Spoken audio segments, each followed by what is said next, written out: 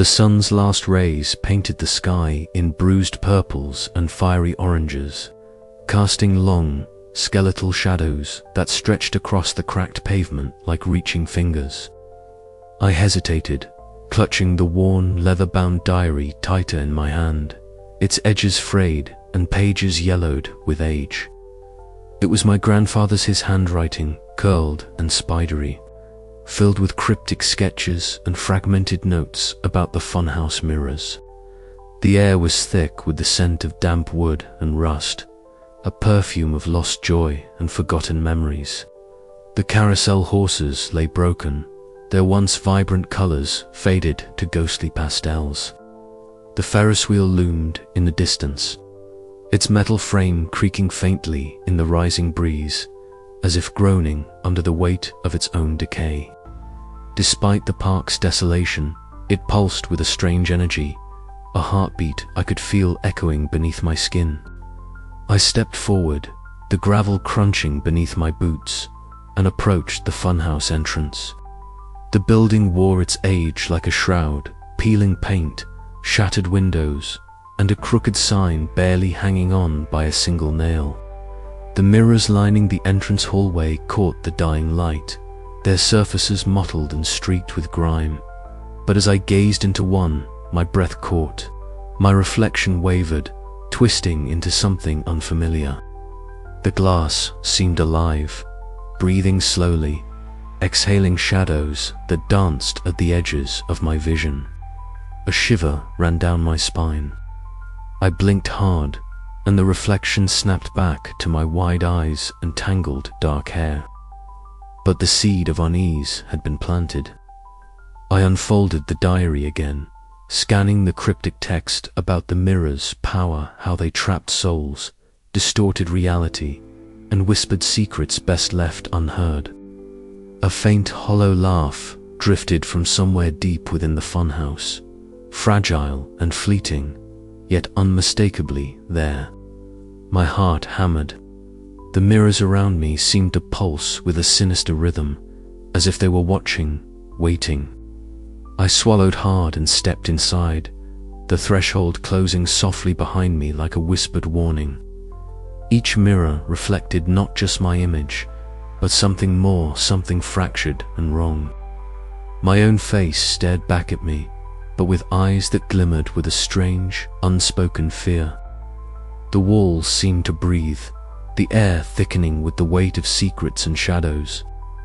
I could almost hear the echoes of past laughter, twisted and warped, reverberating through the empty corridors. I forced myself onward, driven by a desperate need to uncover what had happened to my grandfather, to understand the curse that clung to my family like a shadow. The funhouse was no longer just a building. It was a labyrinth of distorted reflections, each one a door to an unsettling truth I was only beginning to grasp.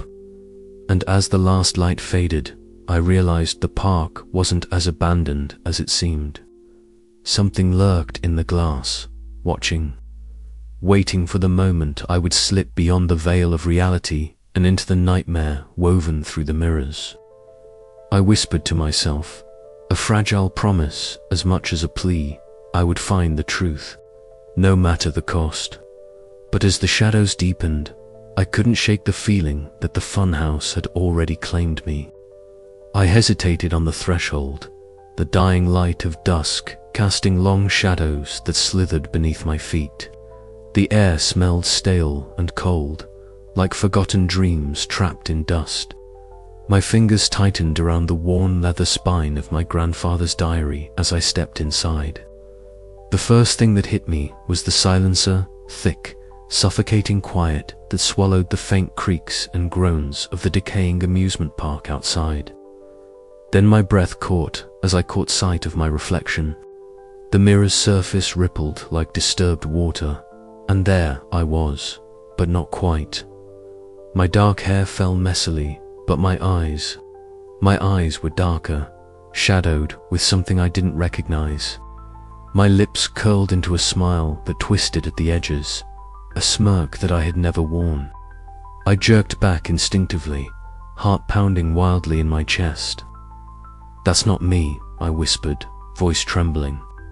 The reflection held my gaze, unblinking, as if it lived within the glass itself. Slowly, it raised a hand and waved, but the movement was delayed, a split second out of sync with my own. I swallowed hard and moved deeper into the funhouse. The hall stretched ahead, lined with countless mirrors that caught and fractured the failing light.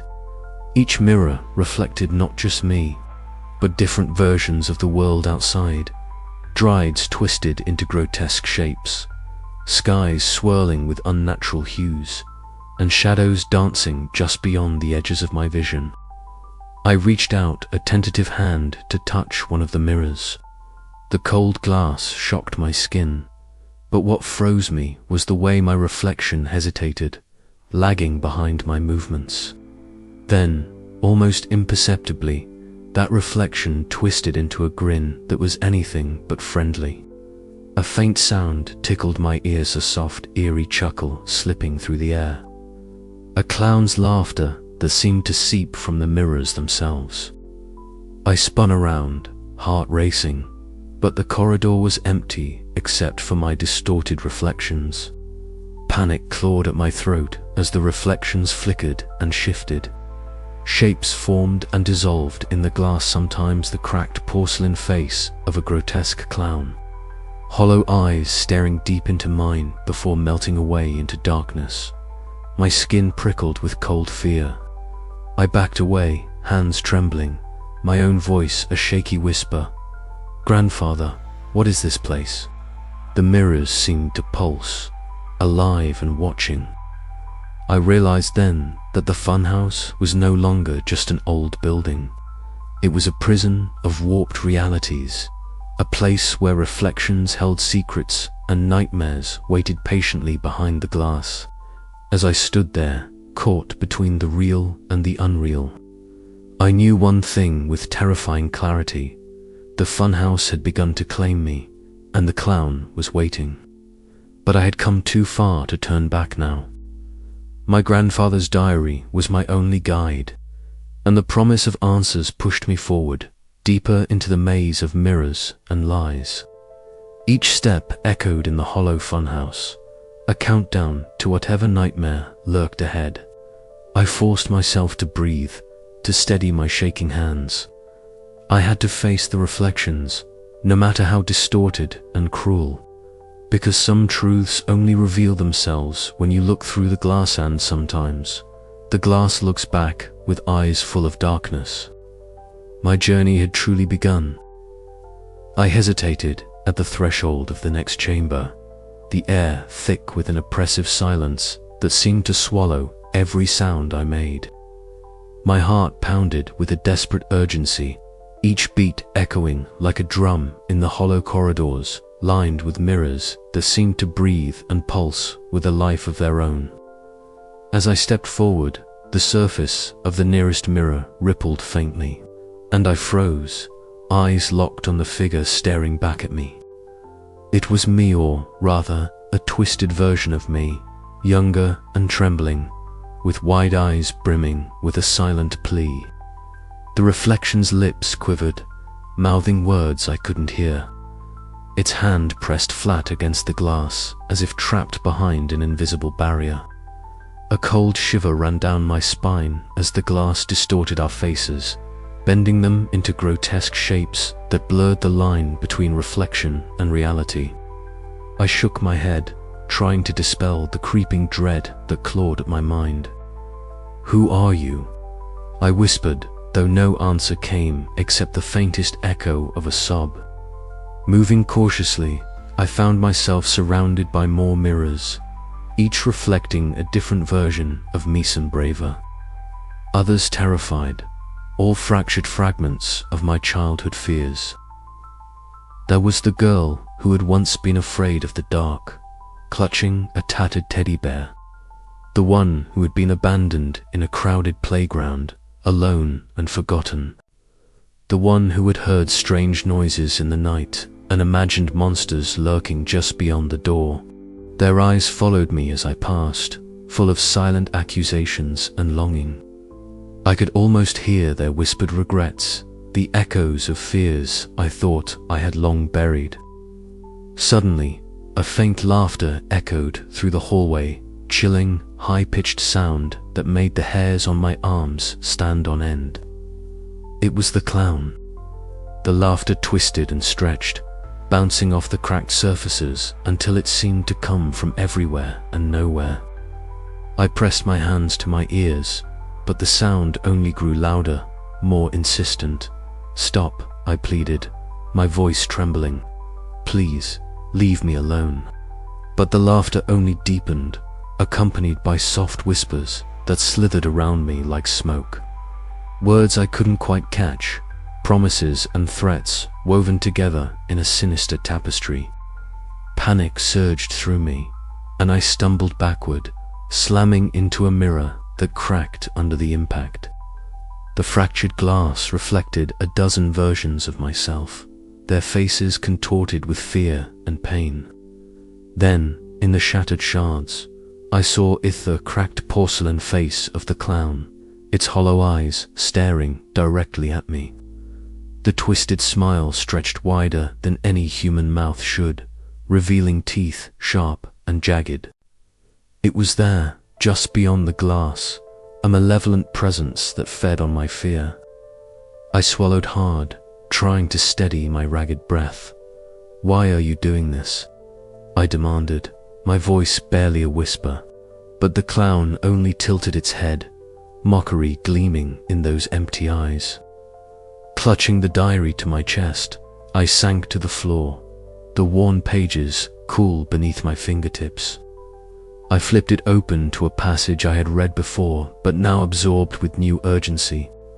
My grandfather's handwriting was faded but unmistakable, filled with cryptic warnings about the mirrors and the curse that bound them. "The funhouse is a prison for souls," the entry read. "Each reflection a fragment of a trapped spirit, each mirror a gateway to nightmares. Beware the clown, the harbinger of despair." His words echoed in my mind, mingling with the laughter and whispers that now seemed to pulse in rhythm with my heartbeat. I closed the diary and looked up, determination flaring within me despite the terror that threatened to consume my very being. I would not be trapped here.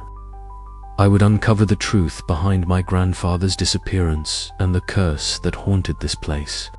But first, I had to face the reflections of my past, the doppelgangers of my childhood, fears and the clown that stalked me in the shadows. Taking a shaky breath, I rose to my feet and moved deeper into the funhouse, the mirrors shimmering with distorted images and whispered secrets. The echoes of childhood called to me, haunting and relentless, but I was ready to face them. Whatever lurked behind the glass, I would not let it break me. And somewhere in the distance, the clown's laughter followed, a twisted melody that promised the nightmare was only beginning. The corridors seemed to stretch endlessly, the cracked mirrors multiplying my reflections until I lost count. Each face wore a different expression: fear, anger, sadness, confusional fragments of the girl I once was. I reached out to one mirror, fingers trembling as the glass rippled beneath my touch. Suddenly, the reflection moved independently, a younger version of me stepping through the mirror's surface as if it were a liquid veil. Her eyes were wide with terror, voice barely audible as she whispered, "Don't trust the shadows." I staggered back, heart racing as the figure vanished into the depths of the funhouse. The air grew colder and the whispers grew louder, swirling around me like a vortex of forgotten memories. "Ellie," a voice called softly, familiar and warm. My grandfather's voice. I spun around, but there was no one there, just the distorted reflections staring back at me. Gripping the diary, I whispered into the silence, "I'm coming, Grandpa, I'll find you." The clown's laughter returned, louder and more menacing as the mirrors began to shift and warp, trapping me in a labyrinth of echoes and fears. But I would not let go. I had to keep moving, keep fighting, to unravel the dark secrets that bound us all. The nightmare was far from over. Every step she took echoed hollowly against cracked tiles, the sound swallowed almost immediately by the oppressive silence that seemed to seep from the walls themselves. Her heart hammered a frantic rhythm, and she pressed her palms flat against a warped mirror, its surface rippling like disturbed water, distorting her reflection into something grotesque and unfamiliar. She took a cautious breath and moved deeper, drawn by a mixture of dread and curiosity that gnawed relentlessly at her resolve. The funhouse, once a place of childhood wonder, now twisted into a cavern of shadows and distorted realities, played cruel tricks with the light and space. Each mirror gave back not just an image, but a fragment of nightmare, a crack in the fragile facade of safety she'd clung to. It was then she saw Ita flicker, a movement just beyond the corner of her eye. Turning sharply, Ellie's gaze locked onto a tall mirror framed in chipped gold leaf, its surface clouded and cracked. At first, she thought it was her own reflection, but the face that stared back was wrong. The eyes were hollow pits, black and bottomless, pulling her in with a magnetic, terrifying force. The porcelain skin was cracked like shattered glass, and the lips curled into a twisted, unnatural smile that seemed to mock her very presence. A cold shiver ran down her spine as the figure impossible and grotesque shifted slightly, the smile widening in a way that spoke of malice and cruel amusement. The reflection's eyes held not Ellie's own cautious fear, but something ancient and hungry. The clown, the entity whispered about in the diary, the shadow lurking beneath the funhouse's surface. Ellie's breath caught in her throat, a low, hollow laugh echoing faintly in her ears, as though the mirror itself was alive and taunting her. Her fingers trembled as she reached out, the surface cold and unyielding beneath her touch. The clown's reflection mimicked her movement with a delay, its smile growing ever more sinister. For a moment, Ellie felt as if the mirror might shatter, releasing whatever dark force was imprisoned within. She blinked, and in that instant, the clown's face vanished, replaced once again by her own terrified expression. But the damage was done. The boundary between the world she knew and the nightmare lurking within the mirrors had been breached. Ellie's mind reeled, the funhouse's twisted carnival music warbling faintly through the stale air, punctuated by distant, echoing laughter that seemed to come from nowhere and everywhere at once. The walls themselves seemed to pulse with malevolence, and Ellie knew that the clown was no longer just a shadow behind glass. It was stalking her, a predator waiting patiently for the moment to strike. Her legs wobbled, but she forced herself to step back, away from the mirror. Yet even as she did, she caught movement in the reflections surrounding her. Multiple versions of the clown flickering and multiplying, each more grotesque than the last. They seemed to leer and snarl, their cracked porcelain faces fracturing reality itself. Ellie's breath hitched. She wasn't alone here. The funhouse was alive, and it was watching her. The clown was real, more than a ghost, more than memory, and it fed on her fear. But even as terror gripped her, a flicker of defiance sparked within. She had come for answers, for truth. She would not be broken by shadows. With a shaky exhale, Ellie turned away from the mirrors, each step echoing a newfound, fragile resolve. The clown's first glimpse was not the end. It was only the beginning. Somewhere deeper inside this twisted maze lay the secrets her grandfather had hidden, and no distorted reflection, no haunting smile would stop her from uncovering them. Yet, as she moved forward, the sound of that sinister laughter faded into the distance, leaving a cold promise hanging in the stagnant air. the nightmare was far from over, and the clown was still watching. My fingers brushed against the warped mirror beside me, the glass rippling like dark water beneath my touch. Every reflection here seemed alive, twisted, distorted echoes of the world I knew, but none more unsettling than the one that slowly began to shift before my eyes. At first, it was just my own face, pale and wary, staring back at me with wide, cautious eyes. But as I blinked, the reflection blurred and a new figure emerged from the depths of the glass pale. Translucent woman with long, flowing hair that seemed to float as if underwater. Her eyes held a sorrow so deep it prickled at the edges of my heart, and her lips moved silently before forming words I could almost hear.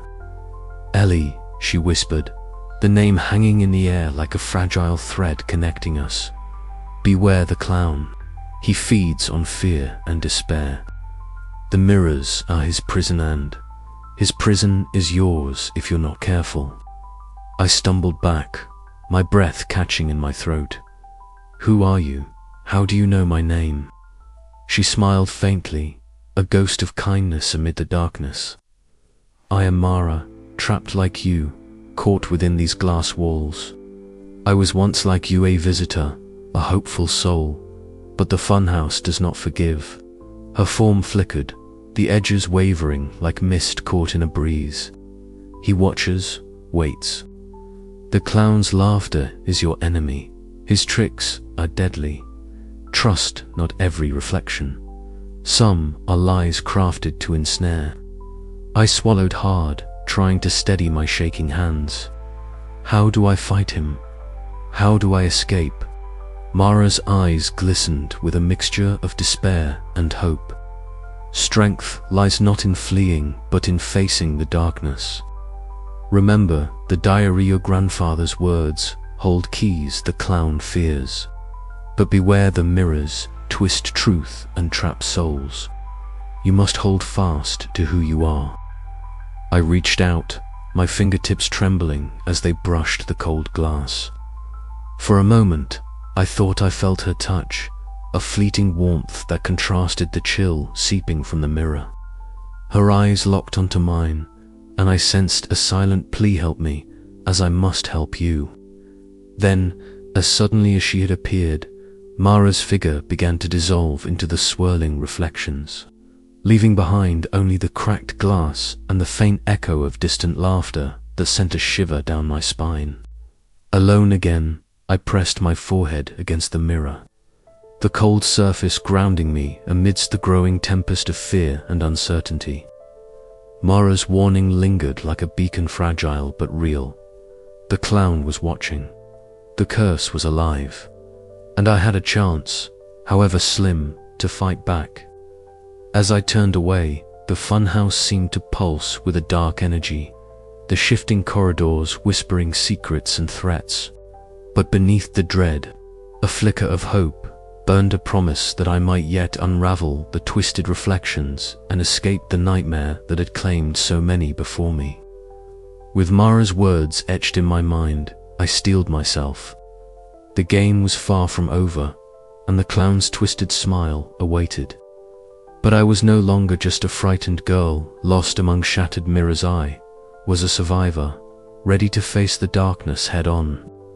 The funhouse breathed around me, alive with malevolent intent, but so was I, and as the shadows lengthened and the laughter echoed, I stepped forward, determined to turn the mirror's curse against their master. "Show yourself," I whispered into the gloom.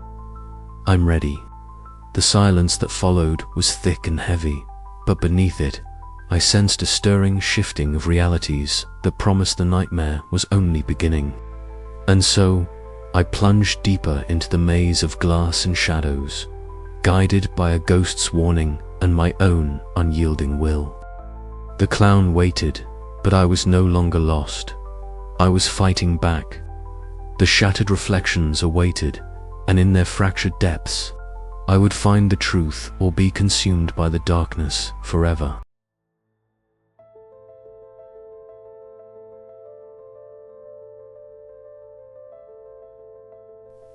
My flashlight's beam danced nervously over the yellowed pages of Grandfather's diary, casting long shadows that flickered like ghosts along the peeling wallpaper.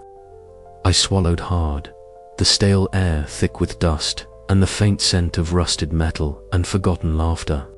Every creak and groan of the abandoned amusement park outside rattled in my chest, a steady reminder that I was far from the safety of the world I knew. Turning the fragile page carefully, I traced the familiar scrawl of his handwriting. The journal was a puzzle, a cryptic collection of warnings and fragmented memories. Grandfather had written about the mirrors, those cursed glass surfaces that twisted reality and trapped souls. I read his words over and over, each sentence sinking deeper into my mind. The mirrors are not what they seem, one entry warned. They reflect not just what is, but what could be, fears, regrets, lost fragments of ourselves. Beware the clown's gaze. It feeds on your terror. I felt a shiver crawl down my spine. The clown, that grotesque, cracked porcelain face, had haunted my nightmares since I first glimpsed it. But now, armed with this knowledge, I felt a flicker of something else resolve. As I flipped further, a rough sketch caught my eye.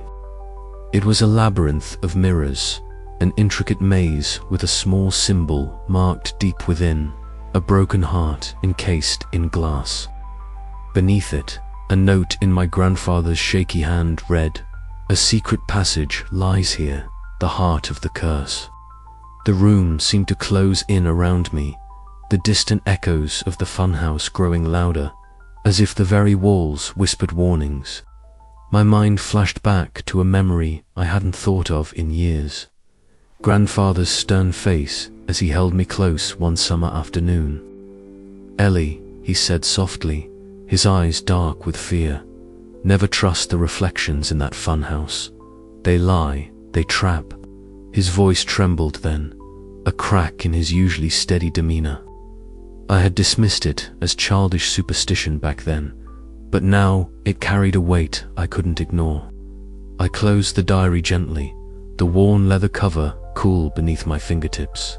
Outside, the funhouse groaned, the structure shifting with age and perhaps something darker.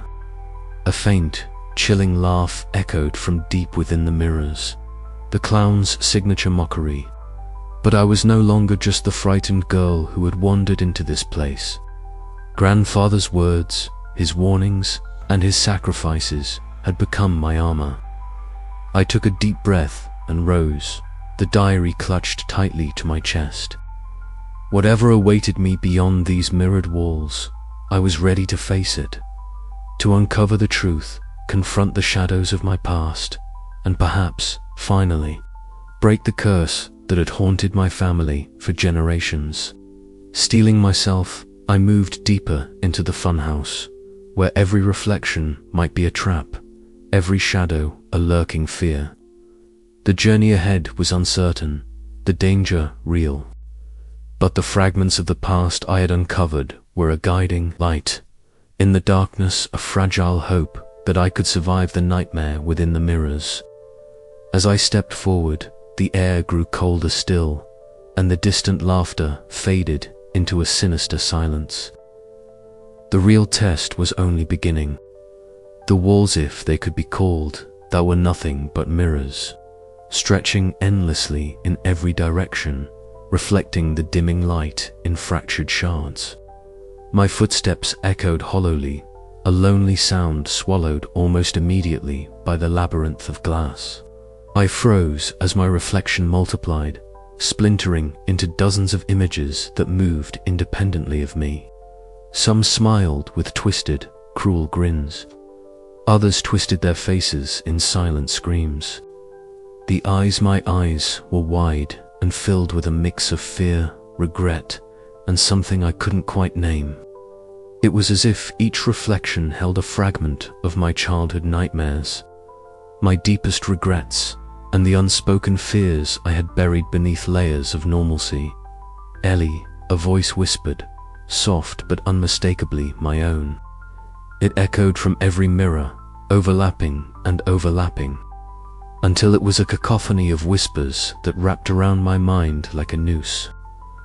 I clasped my hands over my ears, but the voices pierced through, gnawing at my resolve.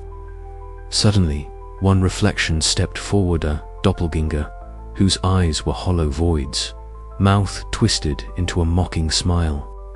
It reached out from the glass, fingers clawing like talons as it lunged toward me. I stumbled back, heart pounding, the cold sweat slicking my skin. The hole seemed to distort, the mirrors bending and warping as if alive, conspiring to trap me within their depths. "No," I whispered fiercely, shoving my hands against the glass where the doppelganger's fingers pressed. The cold was biting, unnatural, and yet I forced myself to push harder, to reclaim the space that was mine. The glass trembled, and with a shattering crack, the illusion flickered, the doppelganger retreating back into the mirror's depths. Breathing heavily, I steadied myself against the wall. But the reprieve was brief. From every mirror, the grotesque visage of the clown appeared, fractured into pieces yet unified in its malevolence. Its cracked porcelain face bore that twisted, sinister smile, hollow eyes reflecting not me, but my fears, loneliness, abandonment, helplessness. The clown's laughter echoed a dry, rasping sound that crawled beneath my skin like a swarm of insects. It wasn't just a sound. It was a force, pressing against my mind, twisting my thoughts. The mirrors around me rippled, the reflections contorting into nightmarish shapes. Shadows stretched and writhed, as if the funhouse itself breathed with dark intent. I squeezed my eyes shut, trying to shut out the torment. When I opened them, my gaze fell on a small figure reflected in a nearby mirror, a younger version of me, curled up and sobbing silently. Her tears shimmered as they ran down her cheeks, but her eyes, those wide, scared eyes, held a spark of something else. Vulnerability, yes, but also a stubborn flicker of hope. "I'm still here," I whispered to the reflection, "and I won't let you win." The hall seemed to pulse with that declaration, the oppressive weight momentarily lifting as I drew strength from my own words. I took a tentative step forward, resolving to face whatever horrors the funhouse had yet to throw at me. But as I moved, the mirrors shifted again, the reflections multiplying and twisting, and I knew this was only the beginning. The clown was not just a figment of my fear, it was a predator, and I was its prey. The funhouse was a trap crafted from my own nightmares, and every shadow, every distorted reflection was a weapon wielded against me. My grip on reality wavered, but I clenched my fists, willing myself to remember who I was. Ellie Morgan, curious, brave, and broken but unyielding. I had to find the truth, to unravel the curse that bound my family and this cursed place. The shadows multiplied around me, and I stepped deeper into the hall of mirrors, ready to face the darkness that awaited. The fractured reflections whispered secrets I wasn't sure I wanted to hear. Each one a shard of my past, a fragment of the fears I had tried to forget. The funhouse was alive with their voices, a chorus of doubt and despair, but also a challenge. To survive, I had to confront them all, not just the clown lurking in the shadows, but the pieces of myself scattered and distorted through the glass. And somewhere in this maze of shadows and mirrors, the truth about my grandfather's disappearance waited. I just had to find it before the reflection swallowed me whole. He had followed Ellie here, despite her warnings, drawn by a stubborn need to protect his childhood friend.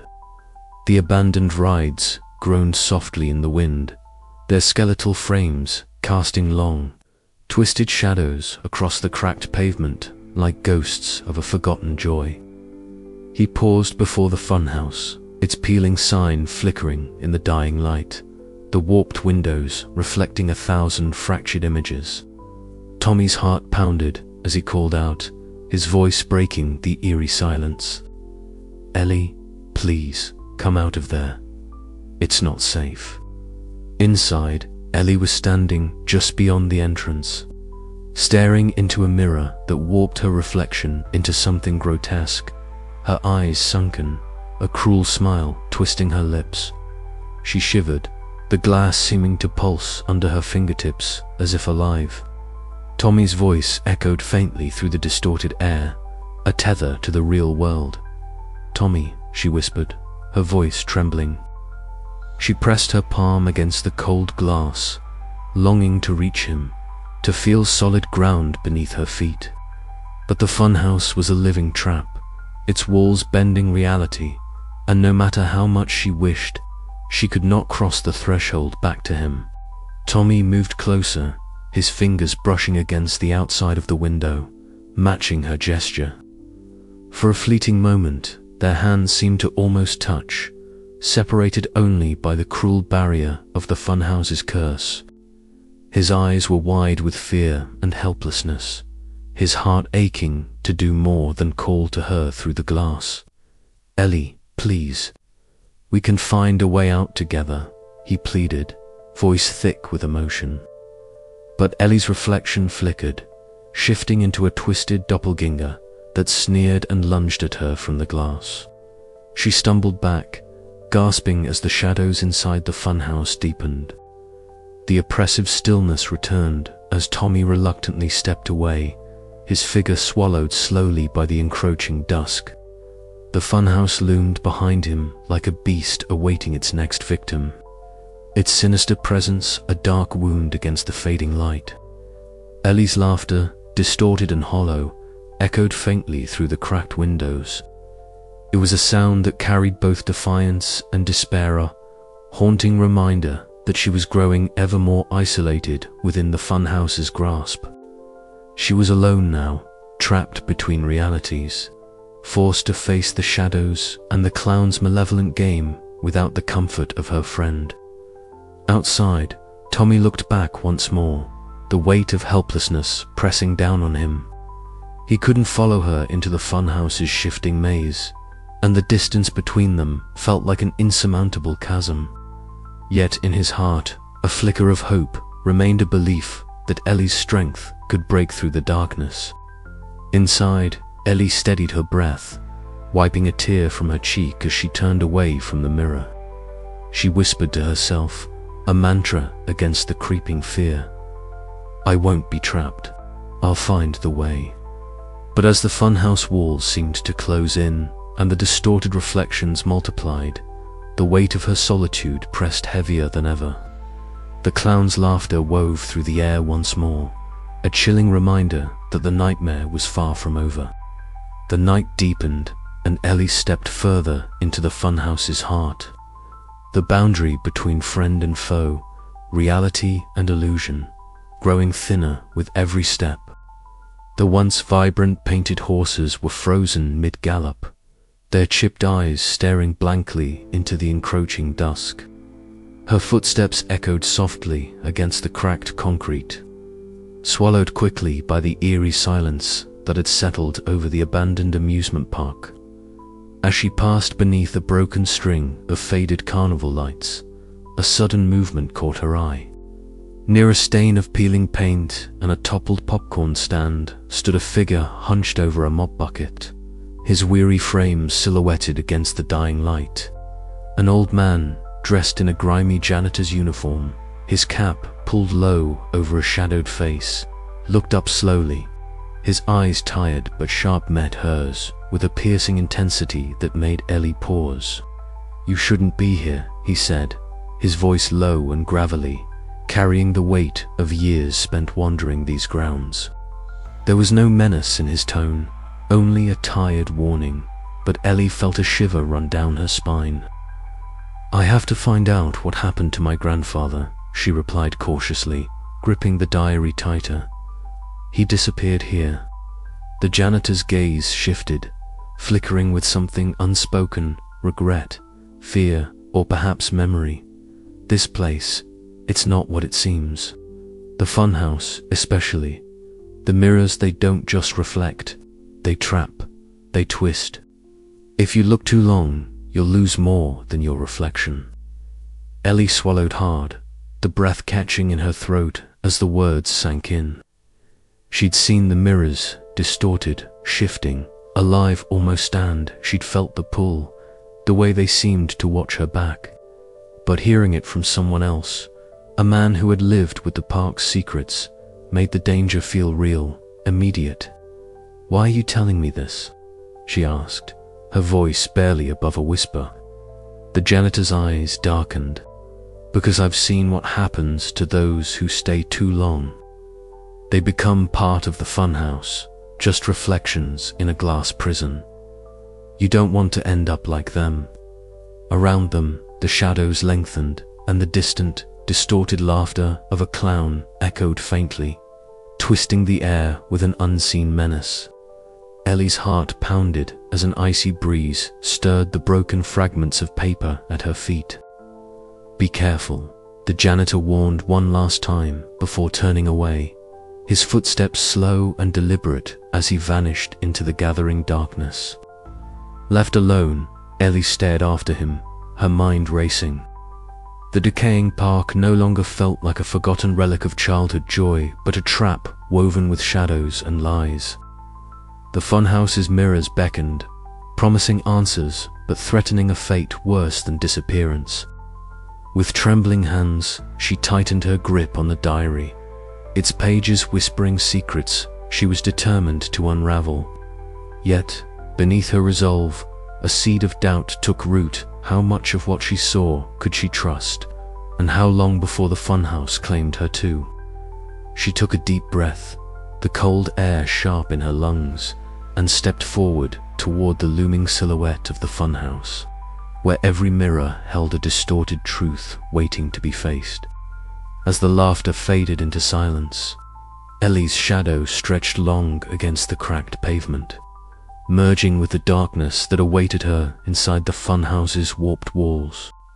Each mirror I passed seemed less a mere surface and more a gateway, a window into horrors I was only beginning to comprehend. The distorted images stared back at me, not as I was, but as I feared I might become. My breath caught, fogging the glass, but the reflections remained sharp, unyielding in their sinister clarity. I stopped before a tall, ornate mirror framed in cracked, faded gold. My reflection trembled, morphing before my eyes into a frightened child me, but smaller, trembling, eyes wide with a terror I thought I had buried long ago. The flickering lights overhead cast dancing shadows across the glass, distorting the room and filling the silence with the faint, haunting echo of a clown's laughter. It was a sound that wormed into my bones. Cold and mocking, "Ellie." A whisper brushed against my ear, so soft I thought I imagined it. But then the glass rippled like water, and from within the mirror, a small hand pressed against the surface. The reflection of my younger self reached out, her lips moving without sound, whispering fears I barely recognized, forgotten nightmares, silent regrets. The glass between us cracked, fracturing her image into jagged shards that glimmered with the cold light. I stumbled back, heart pounding, the air thick with a suffocating dread. The mirrors weren't just reflecting. They were alive with memories, with pain, with trapped souls. Behind me, a movement caught my eye. The clown, its cracked porcelain face twisted into a grotesque grin, hovered just beyond the edge of the mirror's frame. Its hollow eyes seemed to pierce through me, reflecting not only my fear but amplifying it, feeding on the terror. The walls pulsed with an unnatural glow, bending and warping the space until I felt I might slip through the floor into some nightmarish abyss. "You can't hide," the clown's voice echoed around me, a chilling rasp that seemed to come from every mirrored surface. "Not here, not ever." I clenched my fists, fighting the wave of panic that threatened to flood my mind. Just as despair began to take root, another reflection shimmered into view, a pale, translucent figure with long flowing hair and sorrowful eyes. Mara, her presence was a fragile beacon in the suffocating darkness. "Remember who you are," she whispered, her voice like a breeze through dead leaves. "The mirrors lie, but your heart is real." Her words anchored me as the funhouse trembled, the fractured reflections swirling into a chaotic storm around me. I forced myself to focus, to see past the illusions. If the mirrors were prisons, then I had to find the key, something to shatter the glass and free the souls trapped within. But with every step forward, the clown's laughter grew louder, more insistent. The distorted versions of myself multiplied, each one a twisted embodiment of my fear's abandonment, failure, loneliness. They lunged from the glass, their screams and sobs merging into a deafening chorus that threatened to drown out my reason. I fell to my knees, hands pressed against the cold floor, fighting the urge to surrender. "I'm not afraid," I whispered, though my voice trembled. "I won't be your prisoner." The mirrors cracked again, shards glittering like broken stars, and for a fleeting moment, the clown faltered. I seized the chance, pushing myself up and sprinting toward the maze's heart, where Mara had said the answers lay. But even as I ran, I knew this was only the beginning. The funhouse was alive, hungry, and the reflections were watching, waiting, and so was the clown. My reflection in the mirror twisted into a cruel sneer, mocking me, daring me to face the darkness within. I squared my shoulders, gripping the diary tightly. Whatever nightmares awaited, I would meet them head on. Because if I didn't, I would be lost forever, trapped in the funhouse's shattered glass. The echo of that terrible laughter chased me onward, a reminder that fear was both my enemy and the key to my survival. I pressed forward into the heart of the nightmare. The mirrors watched, and I would not break. As the laughter faded into a whisper, I glanced back just once and caught Mara's pale smile fading into the shadows. Hope, fragile but real, flickered in the darkness. I wasn't alone, yet the walls around us twisted and shimmered, reflecting not just physical forms but memories and shadows I struggled to grasp. Mara's presence was a fragile thread of warmth within the cold void, and I clung to it like a lifeline. "You want to know how I came to be trapped here?" Mara whispered, her voice a soft echo that seemed to ripple through the glass. "It wasn't always like this. Once, I was part of the carnival's heart, a performer like many others, bright and full of life." The mirrors trembled as she spoke, images flickering across their surface. A girl laughing under the bright lights of the big top, her smile wide and genuine, but the joy twisted swiftly, contorting into terror as the scene shifted to chaos and screams. The sound of shattering glass blending with a distant, haunting laughter. "There was an accident," Mara continued, her gaze distant. "A night when the funhouse's magic turned cruel. The mirrors, what should have reflected joy, became traps. They shattered and reassembled, capturing more than images, souls, hopes, memories, trapped within endless reflections." I swallowed hard, the weight of her story settling over me. The funhouse was no mere relic of faded amusement. It was a prison built from sorrow and fear. Mara's translucent form flickered, her eyes filled with a grief so profound it seemed to seep from the very glass around us. "I tried to escape," she said, a flicker of desperation breaking through her calm exterior. "But every reflection I chased led me deeper into the maze. The clown's the one who feeds on fear and snared me. And now I linger, caught between worlds, hoping someone will break the curse." A shiver ran down my spine. Mara's story was not just a tale of what was a warning. Every step I took, every mirror I faced, could become my tomb if I faltered. But you, Mara said softly, reaching out a ghostly hand that passed through my cheek, you carry the strength I lost. Your grandfather's diary, your courage, they might be the keys. I nodded, the resolve burning brighter within me. I won't let this place claim me like it did you. Her form began to fade, the sorrowful light dimming into the fractured reflections. Be careful, Ellie. The funhouse is alive with memories and lies. Trust your heart, but beware the mirror's deceit. Left alone in the oppressive silence, I pressed my palm against the cold glass, feeling the faint pulse of trapped souls beneath the surface.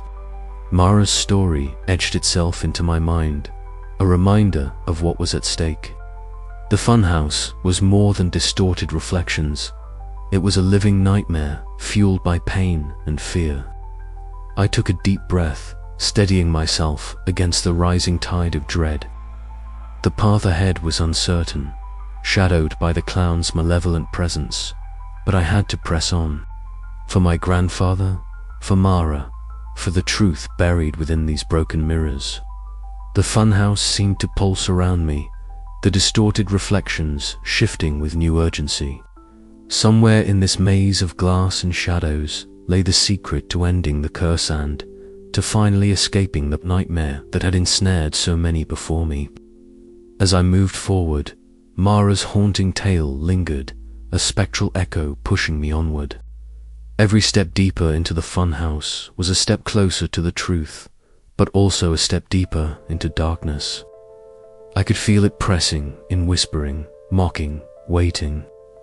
I steeled my nerves and whispered into the silence, I'm coming. And with that, I plunged further into the labyrinth, the funhouse's twisted reflections swallowing me whole.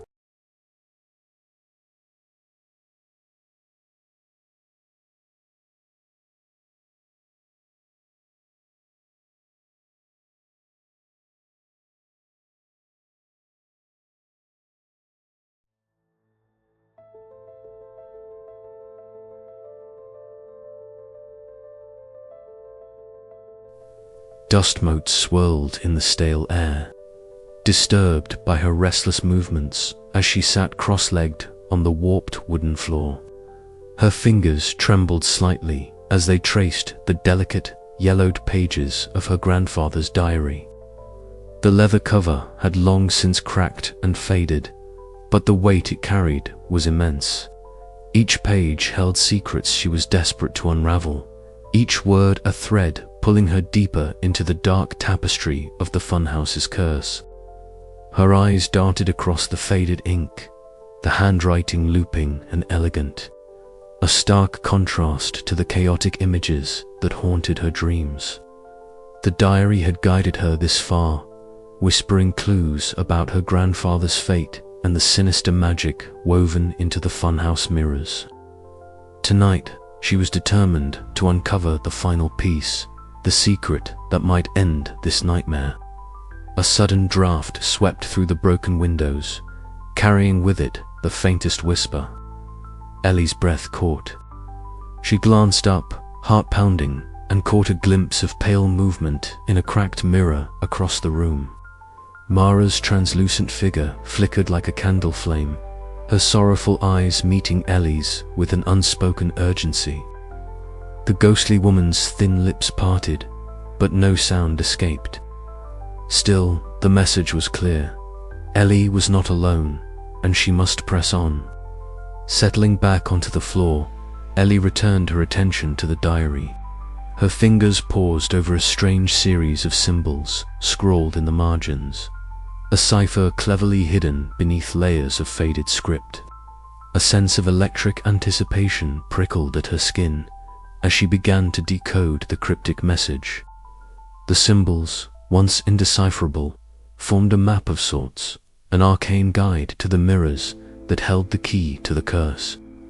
Her grandfather's words came alive in her mind, shattered the reflections that bind the soul and break the chain of darkness. Find the mirrors that wear the marks of the past. Ellie's pulse quickened. She realized that not every mirror was equal. Some were cursed vessels, prisons for trapped souls, including her grandfather's own.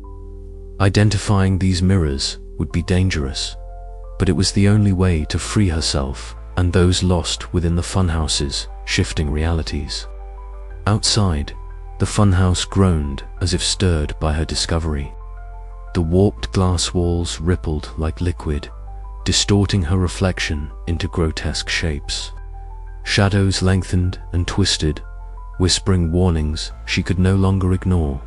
She wrapped her arms around her knees, fighting the rising tide of fear and doubt. But somewhere deep inside, a spark of hope flickered. Mara's fleeting presence had reminded her that escape was not impossible. If the diary's secrets were true, then the curse could be broken. With a deep breath, Ellie closed the diary, the sound sharp in the silence. Her eyes gleamed with a new resolve. Rising to her feet, she faced the labyrinthine entrance of the mirror maze. The warped reflections shimmered, swallowing the last light of dusk. The air was heavy, thick with menace and the echoes of past terrors. Yet Ellie felt a strange calm settle over her, a steel-hard determination born from grief, love, and the relentless will to survive. She stepped forward into the maze, the distorted world folding around her like a living nightmare. Each mirror awaited, each reflection a challenge, but now she held the key, the diary's secret, to fight back. The path ahead was perilous, but Ellie Morgan was no longer just a frightened girl chasing shadows. She was a survivor, ready to confront the darkness and reclaim her family's shattered legacy. As the funhouse doors groaned shut behind her, the faintest whisper echoed through the twisting halls. Break the mirrors. Break the curse. The entrance, a gaping arch of chipped, cracked glass gave way to a corridor that seemed to multiply infinitely. Mirrors lining every wall, ceiling, and floor, fragmenting reflections into grotesque, warped images. My breath hitched, the stale air thick with an almost electric tension, as if the maze itself anticipated my arrival. Each step was a plunge deeper into distortion. My reflection fractured into shards, multiplying into dozens of Elisam, wide-eyed and frightened, others twisted with silent screams, their mouths unable to open. The funhouse's warped light shifted erratically, casting jagged shadows that danced and flickered beyond the edges of my vision. I swallowed the lump in my throat, whispering my name like a mantra, trying to anchor myself to the reality I barely trusted. The clown was there, always there, lurking in the fractured reflections. Its porcelain face cracked like dry earth, hollow eyes mirroring not just my fear but the darkest corners of my childhood nightmares. Whenever I dared to look directly, its twisted smile widened, mocking and cruel. It stalked me relentlessly, slipping from one mirror to another, a predator composed of shattered glass and dread. The maze itself seemed alive, walls bending and warping without warning. Corridors folded back on themselves, mirrors rippled like liquid, and the ground beneath my feet shifted, threatening to swallow me into some infinite abyss. I stumbled several times, heart hammering wildly, the line between illusion and reality blurring beneath the carnival's malevolent spell. Then, through the chaos, Mara appeared, a pale, translucent figure flickering within a distant mirror. Her sorrowful eyes locked onto mine, a silent message of hope and cryptic guidance. Trust yourself. Her voice echoed faintly in my mind, carried on a breath of cold air. The mirrors lie, but you must not. Her presence was a fragile beacon in the nightmare, and I clung to it desperately. The clown's laughter echoed around me, a harsh cacophony that threatened to shatter my resolve. But I pressed forward, weaving through corridors that shattered and reformed behind me, each step a battle against the maze's malicious intent. My reflection multiplied and distorted, some versions reaching out to me with accusatory eyes, others screaming silent warnings. I spoke aloud, my voice trembling but steadying. I am here. I am real. I am not afraid. The maze responded with a violent tremor. Mirrors cracked and splintered, shards cascading like frozen rain around me. The clown's image flickered and warped, its twisted grin distorting into a snarl.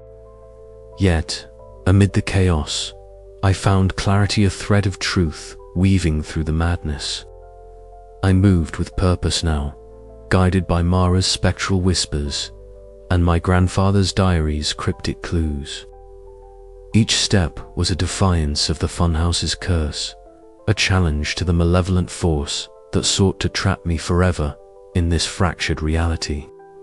But the clown was not finished. It lunged from the mirrors in a burst of shattered glass and cold laughter, forcing me to dive aside as the shards cut into my skin.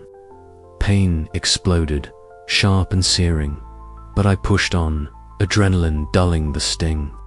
The walls around me twisted again, and I found myself in a chamber where countless mirrors converged, each reflecting a different possible nightmare. The air was thick with the scent of decay, and something darker, despair made tangible. I steadied my breath, feeling the weight of every fear, every shadow of my past pressing in. This was the heart of the maze, the crucible where the clown's power was strongest. And here, I would face the nightmare head-on. "You can't run," the clown hissed from every reflection, its voice a thousand whispers layered into one. "You belong to the funhouse now." But I shook my head, voice rising with newfound strength. I belong to myself. The mirrors shattered around me, fragments raining down like stars collapsing. The clown's form flickered, unstable, as if my declaration chipped away at its foundation. Still, the maze was far from over, and the battle for my soul had only just begun. I swallowed the fear swelling in my chest and stepped forward, determined to unravel the twisted labyrinth of mirrors and claim my freedom. As I moved deeper into the maze, the boundaries of reality stretched and snapped, but my resolve held firm. Every distorted reflection, every haunting echo of the clown's laughter was a test I would endure. For in the depths of this funhouse nightmare, I would find the truth and perhaps the way out. And yet, even as I fought, a chilling thought gnawed at the edges of my mind. What if the maze never wanted me to leave? What if the funhouse's curse was not just to trap bodies, but souls? The question hung heavy as the shadows lengthened, the clown's smile never fading, waiting for me to falter. I forced my legs to carry me onward, heartbeat pounding, eyes scanning every reflection for threats and clues. The nightmare was relentless, but so was I. The air was thick with a cold dampness, each breath I took visible in fleeting puffs before vanishing into the oppressive silence. My heart hammered violently against my ribs, the sound almost deafening in the stillness. Then, suddenly, a movement, a flicker in the glass caught my eye. I froze. The reflection before me was mine, or rather, a twisted version of me. This doppelganger was not the faint, eerie echo I had seen before, but something far more sinister. Its features were distorted, eyes shadowed and gleaming with malice, a cruel smile stretching impossibly wide across its face. It mirrored my every movement, but with a mocking delay, as if toying with me. "You can't escape," it whispered, voice a distorted echo that chilled me to the bone. Panic surged through me, but I forced myself to stand tall. "I'm not afraid of you," I said, though my voice trembled. The reflection's smile deepened, and with a sudden, unnatural lunge, it reached out from the glass. The surface rippled like liquid, and for a terrifying moment, I thought it would emerge fully into my world. I stumbled back, heart racing. The funhouse around me seemed to warp and twist, the mirrors bending reality into a surreal nightmare. The corridor stretched impossibly long, and the walls rippled with distorted images of my fierce childhood shadows, abandoned places, and the faint, haunting laughter of a clown echoing faintly.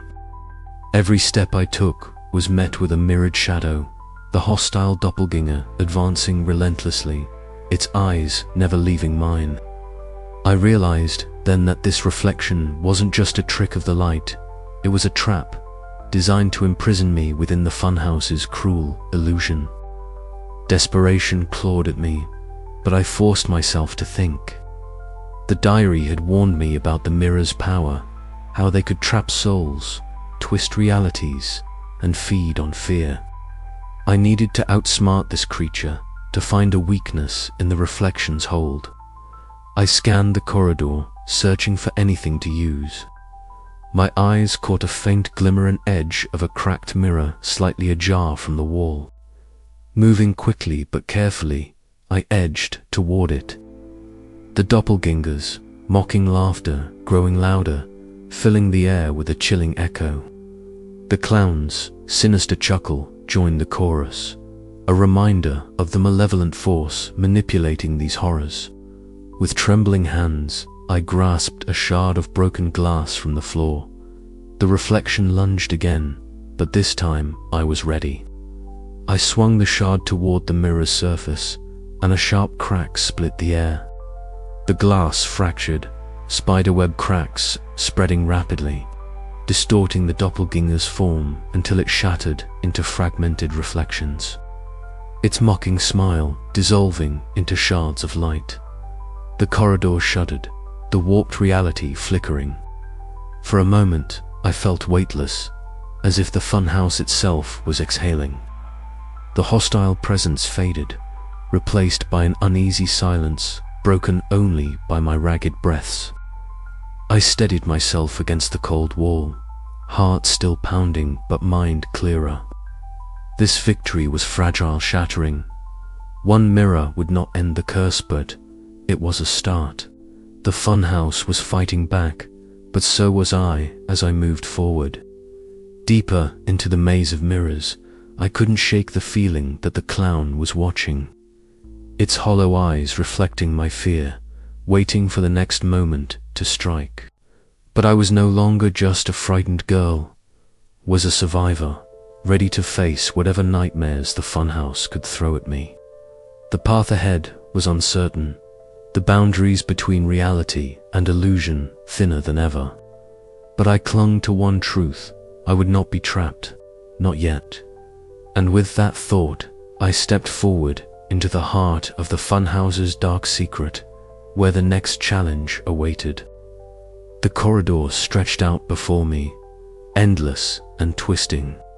Mirrors on every side, reflecting fragments of myself and the eerie reteenings.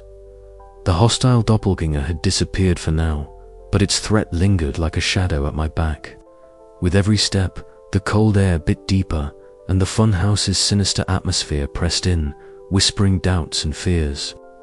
I knew the path would only get darker, the illusions more dangerous. But inside me, a spark of fierce determination burned brighter than the shadows. I was ready to face whatever came next. The air was thick, stale with the scent of dust and forgotten laughter. But beneath it lay something darker, palpable, creeping dread that clung to her skin like ice. Her breath came in shallow bursts, eyes darting nervously between the warped mirrors that lined the corridor. Each surface shimmered unnaturally, distorting her reflection into grotesque parodies of herself.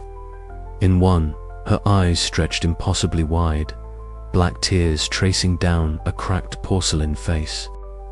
In another, her mouth twisted cruelly into a snarling grin that didn't match her own tentative expression.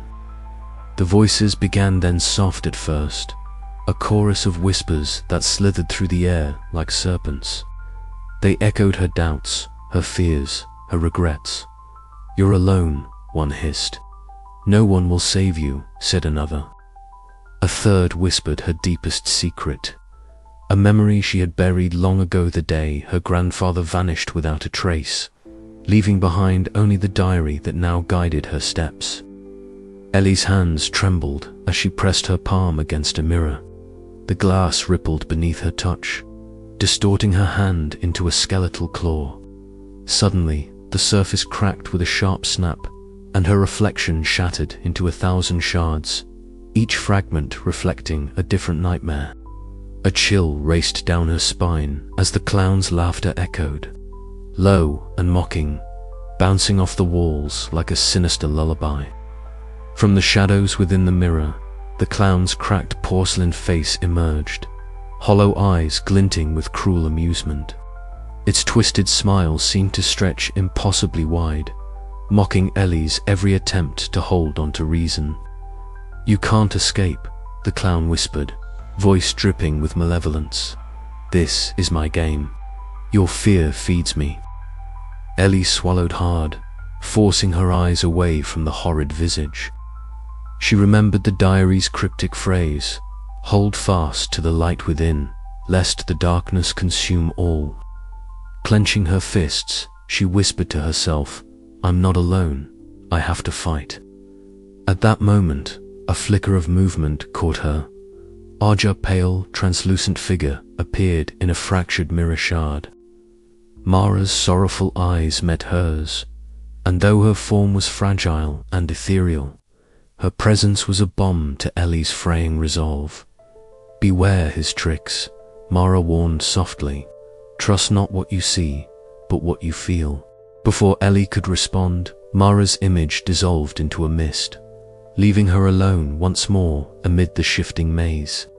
The clown's laughter grew louder, swirling around her like a tempest.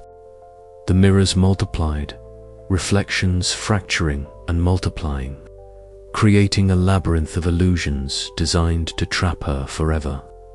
Ellie's heart pounded as she navigated the maze, each step more disorienting than the last. She caught glimpses of herself trapped in glass prison's age, reflection a different fragment of her shattered fears. But Ellie fought back. She focused on the warmth in her chest, the steady beat of her heart, and the memory of her grandfather's words etched in the diary. Drawing a deep breath, she raised her hand and struck a mirror with a sharp cry. The glass exploded in a cascade of shards, the sharp sound ringing through the corridor and momentarily silencing the clown's taunts. The fractured reflections flickered and faltered. Ellie felt a surge of defiant power course through her veins. She was not a victim to this nightmare. She was a survivor. Yet, as the echoes of shattered glass faded, the clown's mocking smile lingered in the shadows. The game was far from over, and the funhouse awaited her next move with malevolent patience. Ellie steeled herself, knowing that every mirror broken was a step closer to freedom, but also a summons to deeper horrors yet unseen. With trembling hands but unyielding spirit, Ellie pressed forward, the distant sound of dawn tempting her with promises of escape. But the clown's game was a cruel test of will, and only time would tell if she had the strength to endure. I stood before a mirror that had once been whole but now lay shattered, its broken shards reflecting fractured fragments of the dimly lit room. The jagged edges caught what little light seeped through the cracked walls, scattering it into a kaleidoscope of shadows that danced eerily around me. As I stared into the fractured glass, a faint murmur began to rise, so subtle at first that I thought it was my imagination. But then the whispers grew louder, blending into a chorus of voices, soft, desperate, and haunting. They seemed to come from everywhere and nowhere, swirling around me like a spectral fog that seeped from the mirror itself. I pressed my palm against the cold surface, shivering as the voices coalesced into words, fragmented and elusive. Help, trapped, fear. The words echoed in my mind, each syllable a shard of pain from souls long ensnared by this cursed place. Among the whispers, one voice surfaced, clearer and more urgent than the rest. "Ellie, listen. The mirrors, they lie. But some truths remain." My breath caught. It was my grandfather's voice, faint but unmistakable, carrying the weight of years and sorrow. "Grandpa," I whispered, my voice trembling, "where are you?" The glass seemed to ripple, the reflections warping and twisting as the chorus of voices grew louder, pressing in on my senses. Faces flickered in the shards, some familiar, others distorted beyond recognition.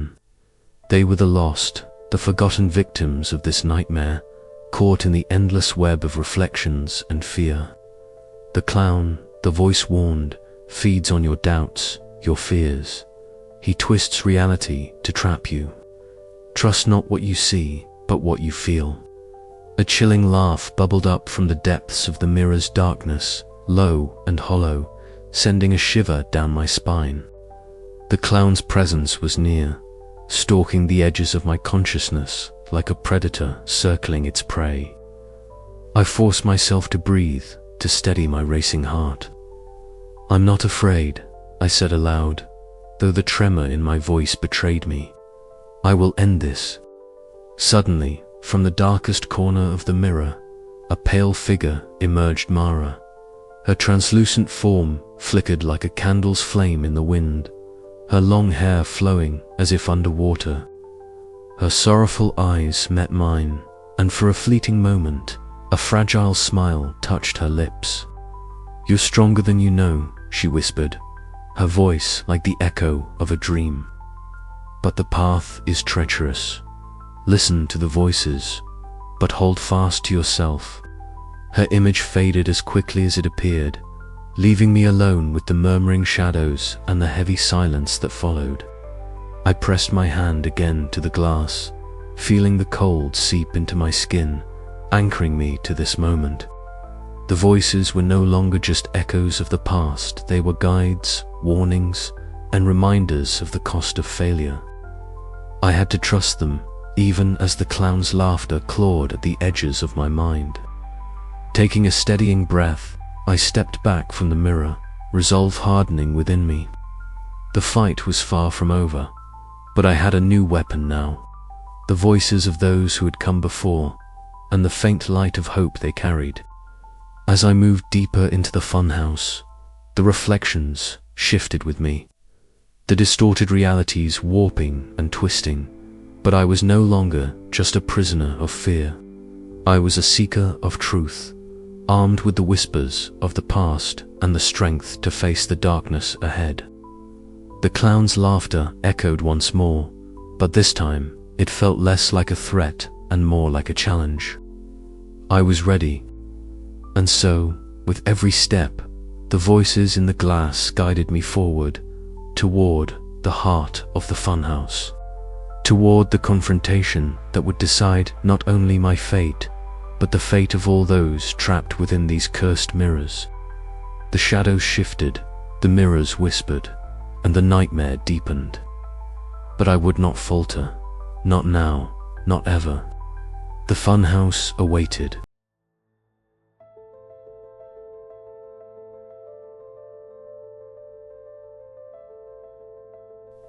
Ellie's heart pounded against her ribs, each beat a frantic drum in the labyrinth of mirrors that twisted and turned beyond reason.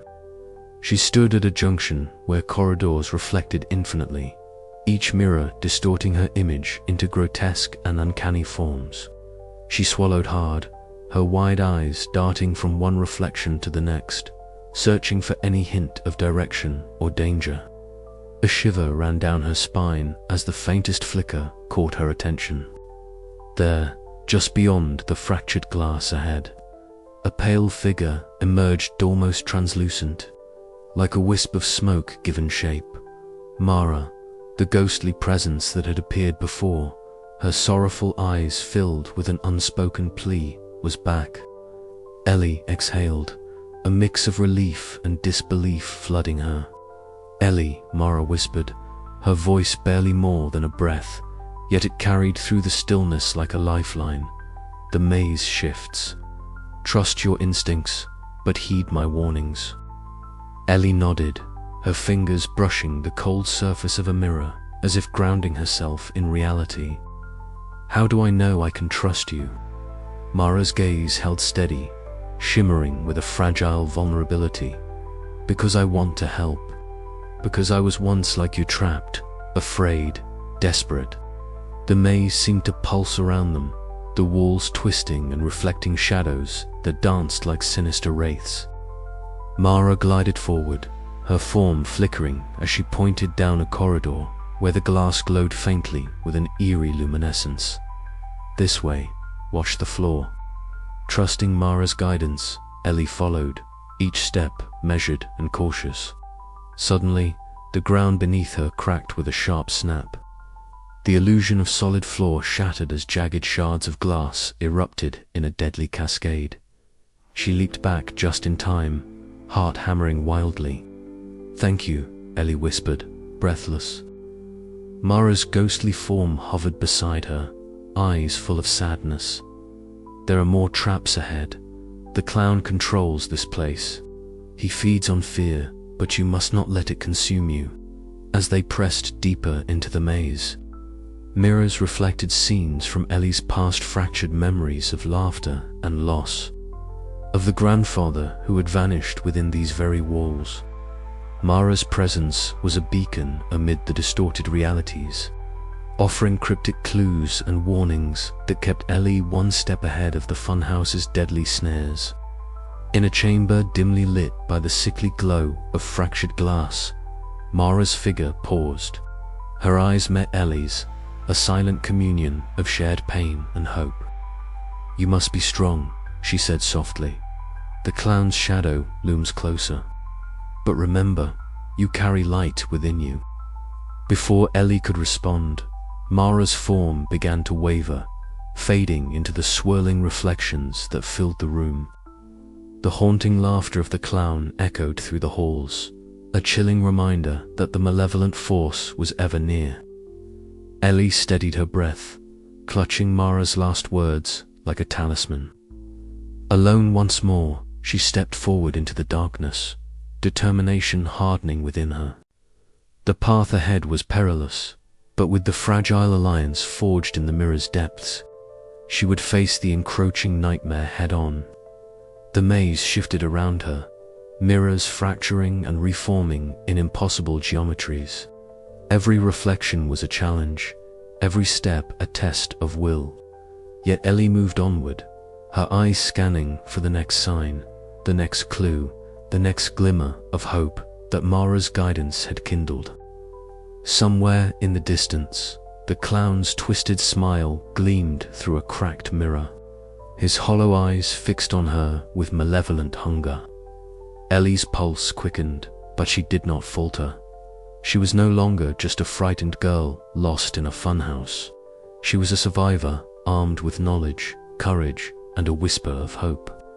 Ahead, the maze beckoned with its shifting realities and lurking horrors. But Ellie was ready. The battle for her soul, for her sanity, for the truth was just beginning, and she would not back down. The mirrors here were different, fractured, jagged, their surfaces cracked like spider webs, spun by some malevolent spider. I hesitated, the faint light flickering overhead, casting long, uneasy shadows that danced across the warped reflections. My own reflection stared back at me, but it was no longer the steady, cautious gaze of a 16-year-old girl. Instead, the glass twisted my image, morphing it into a frightened child, the younger version of me, who had once huddled beneath my grandfather's soft, reassuring smile. Tears welled in my eyes before I could stop them. The mirror whispered, the faintest voices swirling around me like the rustling of dead leaves. I could hear them, fragments of memories, long buried, echoes of loneliness and abandonment that I had tried so hard to forget. I felt myself trembling, the weight of those memories threatening to crush me. I wanted to turn away, to escape the pain, but something deeper anchored me in place. From the corner of my eye, a faint shimmer caught my attention. Mara's ghostly form appeared, pale and translucent, her sorrowful eyes meeting mine with quiet understanding. She drifted closer, her ethereal voice barely more than a whisper. "You don't have to run from it, Ellie. The pain is part of you, but it doesn't have to be your prison." I swallowed hard, my voice trembling. How do I keep going when it feels like I'm drowning in it? Mara reached out, a soft glow emanating from her fingertips as she brushed the air near my cheek. By embracing it, by knowing you are not alone, even in the darkest reflections. The mirrors around me pulsed and fractured further, revealing fleeting images. My grandfather's tired eyes, the night he vanished. The carnival rides rusted and silent, the echoes of laughter that once filled the park now twisted into mocking screams. The scent of stale popcorn and rust filled the air, mingling with the cold chill that seeped into my bones. It was a haunting nostalgia, one that wrapped around my heart like a vice. I felt the urge to scream, to run away from this place and never look back. But Mara's presence steadied me. I took a deep breath and stepped closer to the largest cracked mirror. My fingers reached out hesitantly, trembling as they brushed against the cold, hard surface. The glass beneath my touch was icy at first, but then warmed, a surge of heat spreading through my palm and up my arm. It was as if the mirror itself recognized my pain and offered a fragile comfort. In that moment, I understood. I couldn't hide from the shadows of my past. They were part of me, woven into the fabric of who I was. But I could choose how to face them. I could choose to be stronger. "I'm not afraid," I whispered, more to myself than anyone else. "Not anymore." Mara smiled faintly, her form shimmering with renewed light. "Then you're ready. The path ahead will be harder, but you won't walk it alone." A sudden crack echoed through the chamber as one of the mirrors splintered, shards falling like raindrops to the floor. The reflection of the clown flickered in the broken glass, a cruel grin stretched across his cracked porcelain face. A chill ran down my spine, but I stood my ground. The memories, the fears, the loneliness, they were no longer chains, but fuel for my fight. With a steadying breath, I turned away from the fractured reflections and moved deeper into the funhouse maze. Each step was heavier than the last, but each step was a testament to my resolve. The distorted memories tried to claw back at me, but I pushed forward, guided by Mara's light and the fragile strength growing within me. The funhouse was no longer just a place of fear. It was a crucible, shaping me into someone who could face the darkness and survive. And survive I would. The echoes of shattered memories faded behind me, replaced by the cold, relentless pulse of the mirrors ahead. Somewhere in that maze, the clown waited, his laughter a sinister melody threading through the air. But I was no longer the frightened girl reflected in the broken glass. I was Ellie Morgan, curious, brave, haunted but unbroken, and I was coming for him. The path was dark, the reflections unkind, but my heart burned with a fierce light. The nightmare was far from over, but I was ready to fight. The shattered memories had broken me, yes, but they also made me whole in a way I never thought possible. And with that, I stepped forward into the unknown, toward the heart of the funhouse and the final reckoning that awaited. The mirror maze swallowed me whole, but I was not lost. Not yet. Its surface shimmered unnaturally, rippling like disturbed water, and I sensed it was no ordinary glass, but a portal to something beyond. I hesitated, my breath shallow, then reached out with trembling fingers. The moment my skin brushed the mirror, the world around me dissolved. The faint creaks of the dilapidated funhouse faded, replaced by the vibrant sounds of a bustling carnival. Bright lights dazzled my eyes, and the scent of popcorn and cotton candy filled the air. I blinked, and there he was, a clown, radiant under the spotlight. His painted smile wide and inviting as children clapped and laughed. He was nothing like the grotesque figure that haunted the mirrors now. His costume was a kaleidoscope of cheerful colors, emerald greens, ruby reds, and golden yellows. His porcelain face was flawless, the cracks nowhere in sight. Laughter bubbled up in me, a fleeting warmth amidst the cold despair that had enveloped this place.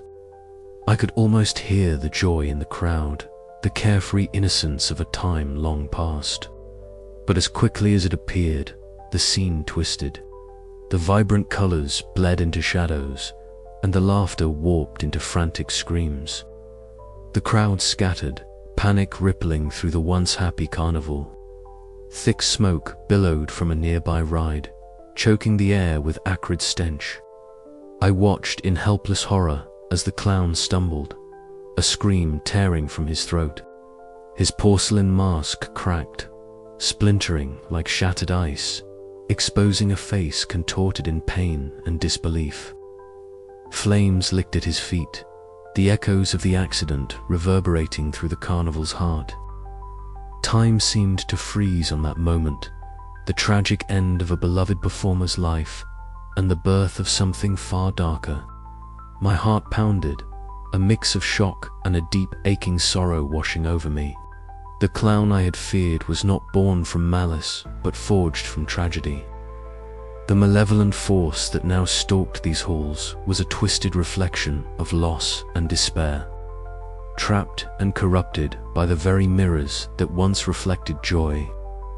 Suddenly, a soft voice whispered at my side.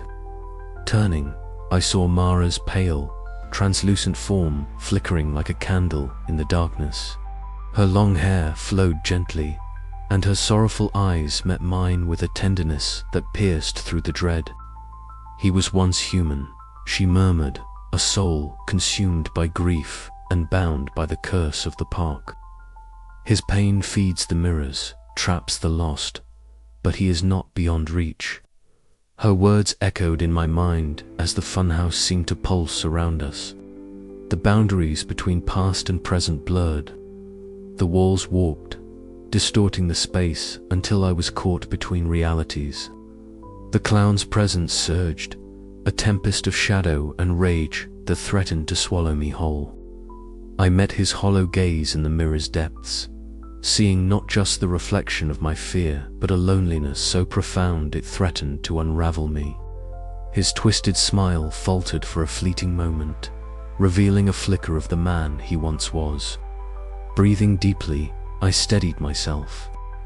This revelation was more than a chilling story, was the key. Understanding his origin, the source of his torment, might be the weapon I needed to fight back. The funhouse moaned and creaked as if alive, the mirrors shuddering violently. The clown's laughter echoed, dark and menacing, but beneath it lay a fragile thread of sorrow. I whispered to myself, "You were once human, and I will find a way to free you." But even as I spoke, a cold certainty settled over me. This battle was far from over, and the darkness born from tragedy still held many secrets yet to be uncovered. The fractured reflections around me shimmered, beckoning me deeper into the labyrinth. My resolve hardened. I would face whatever horrors awaited. For in the tragic origin of the clown lay the hope of breaking the curse. I turned away from the mirror shard, the echoes of that haunting vision lingering in my mind like a shadow that would not fade. The journey was only beginning, and the cost was yet unknown. A sudden chill swept through the funhouse corridors as I pressed forward, every step resonating with the weight of the past and the promise of a reckoning to come. "You cannot run from your reflection," the clown's voice whispered through the glass, cold and mocking. "I am the shadow of your fears, the echo of your bloodline." I swallowed down my fear, my voice steady. "And I am the light that will shatter the glass."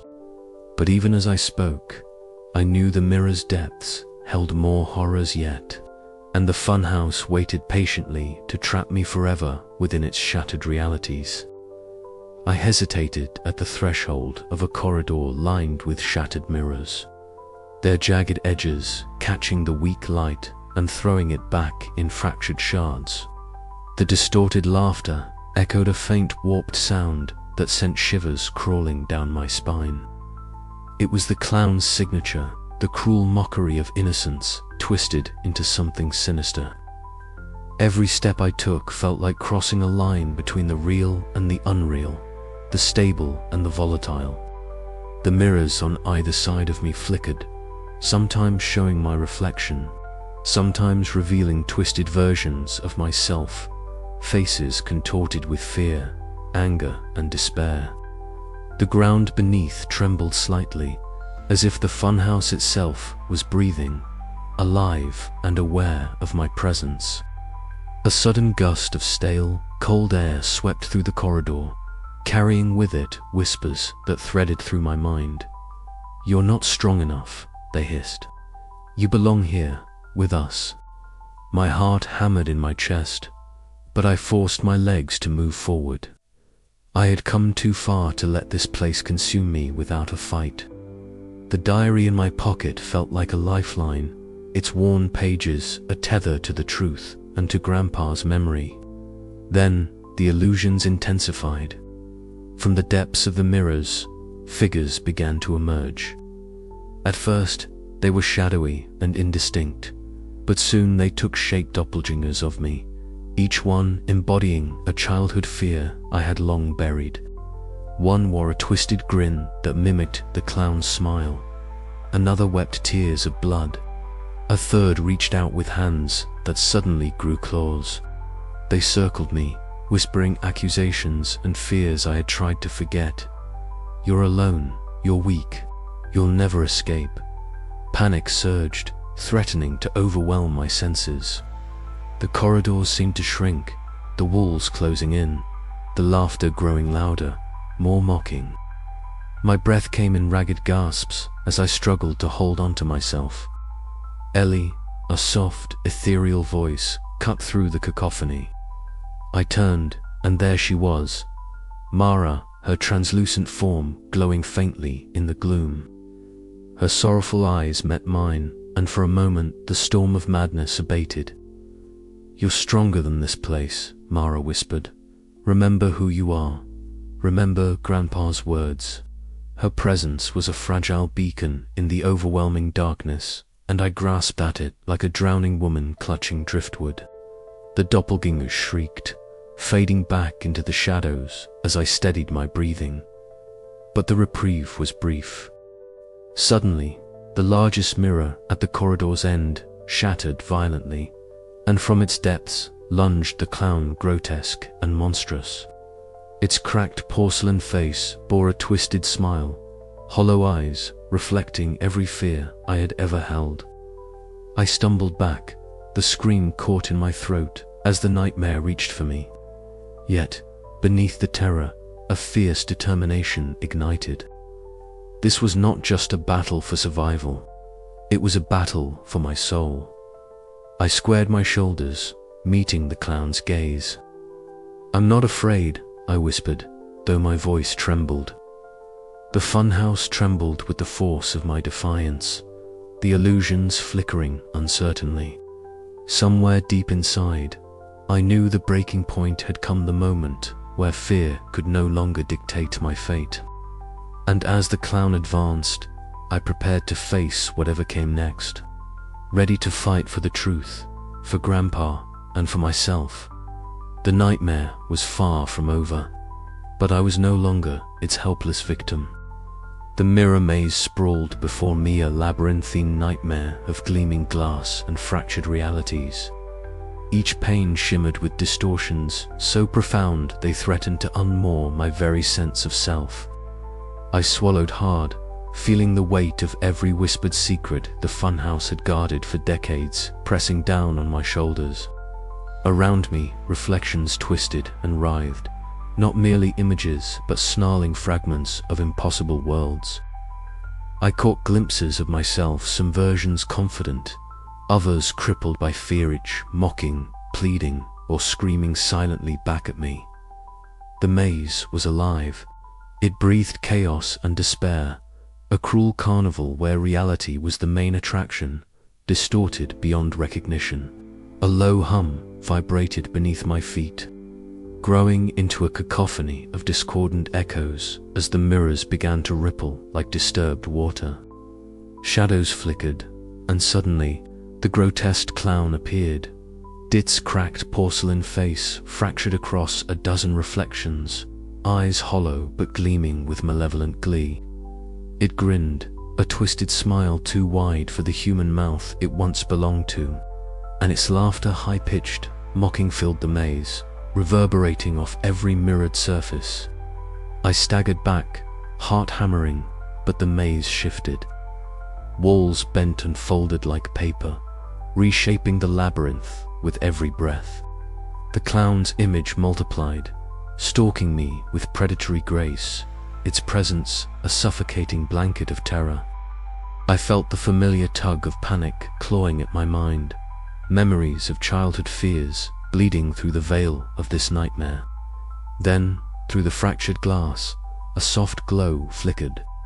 Mara appeared ethereal and fragile, her translucent form shimmering like a candle flame in the darkness. Her sorrowful eyes met mine, and though her lips did not move, I heard her voice in my mind. Trust the reflections that show truth, not fear. Find the edge where realities meet. Her presence steadied me, a fragile beacon in the chaos. I forced my breathing to slow, grounding myself against the torrent of illusions. The maze's distortions pulsed violently, but I pressed onward, guided by Mara's silent counsel. Every step was a battle. The mirrors warped, showing twisted versions of the park rides crumbling, skies bleeding red, laughter turned to screams. My own reflection fractured and multiplied, each shard a distorted echo of my deepest insecurities. I clenched my fists, whispering fierce words to myself, grounding my fractured identity. The clown's laughter swelled into a crescendo, and for a moment, I felt the abyss beckoning. But the flame of determination kindled in me, crackling fiercely. I was no longer just a frightened girl lost in a maze. I was a survivor, armed with the truths gleaned from my grandfather's diary and the hope embodied by Mara's spectral light. As I reached the core of the maze, the boundaries of reality thinned to a fragile veneer. The carnival's grotesque heart beat around me, and I knew the final confrontation loomed close. The funhouse was not just a place, but a prison of souls and fears, and I was poised at the edge, ready to fight for freedom. The mirror's edge awaited, and with it, the answers that could shatter the curse or doom me forever. I took a deep breath, steeling myself for what was to come. The dance of reflections and nightmares was far from over, but I would face it head on. The funhouse had taken too much already. It was time to reclaim what was lost before the mirrors claimed me to. And so, with resolve burning in my chest, I stepped forward into the shifting shadows, where the past and present collided, and the clown's malevolent grin awaited my defiance.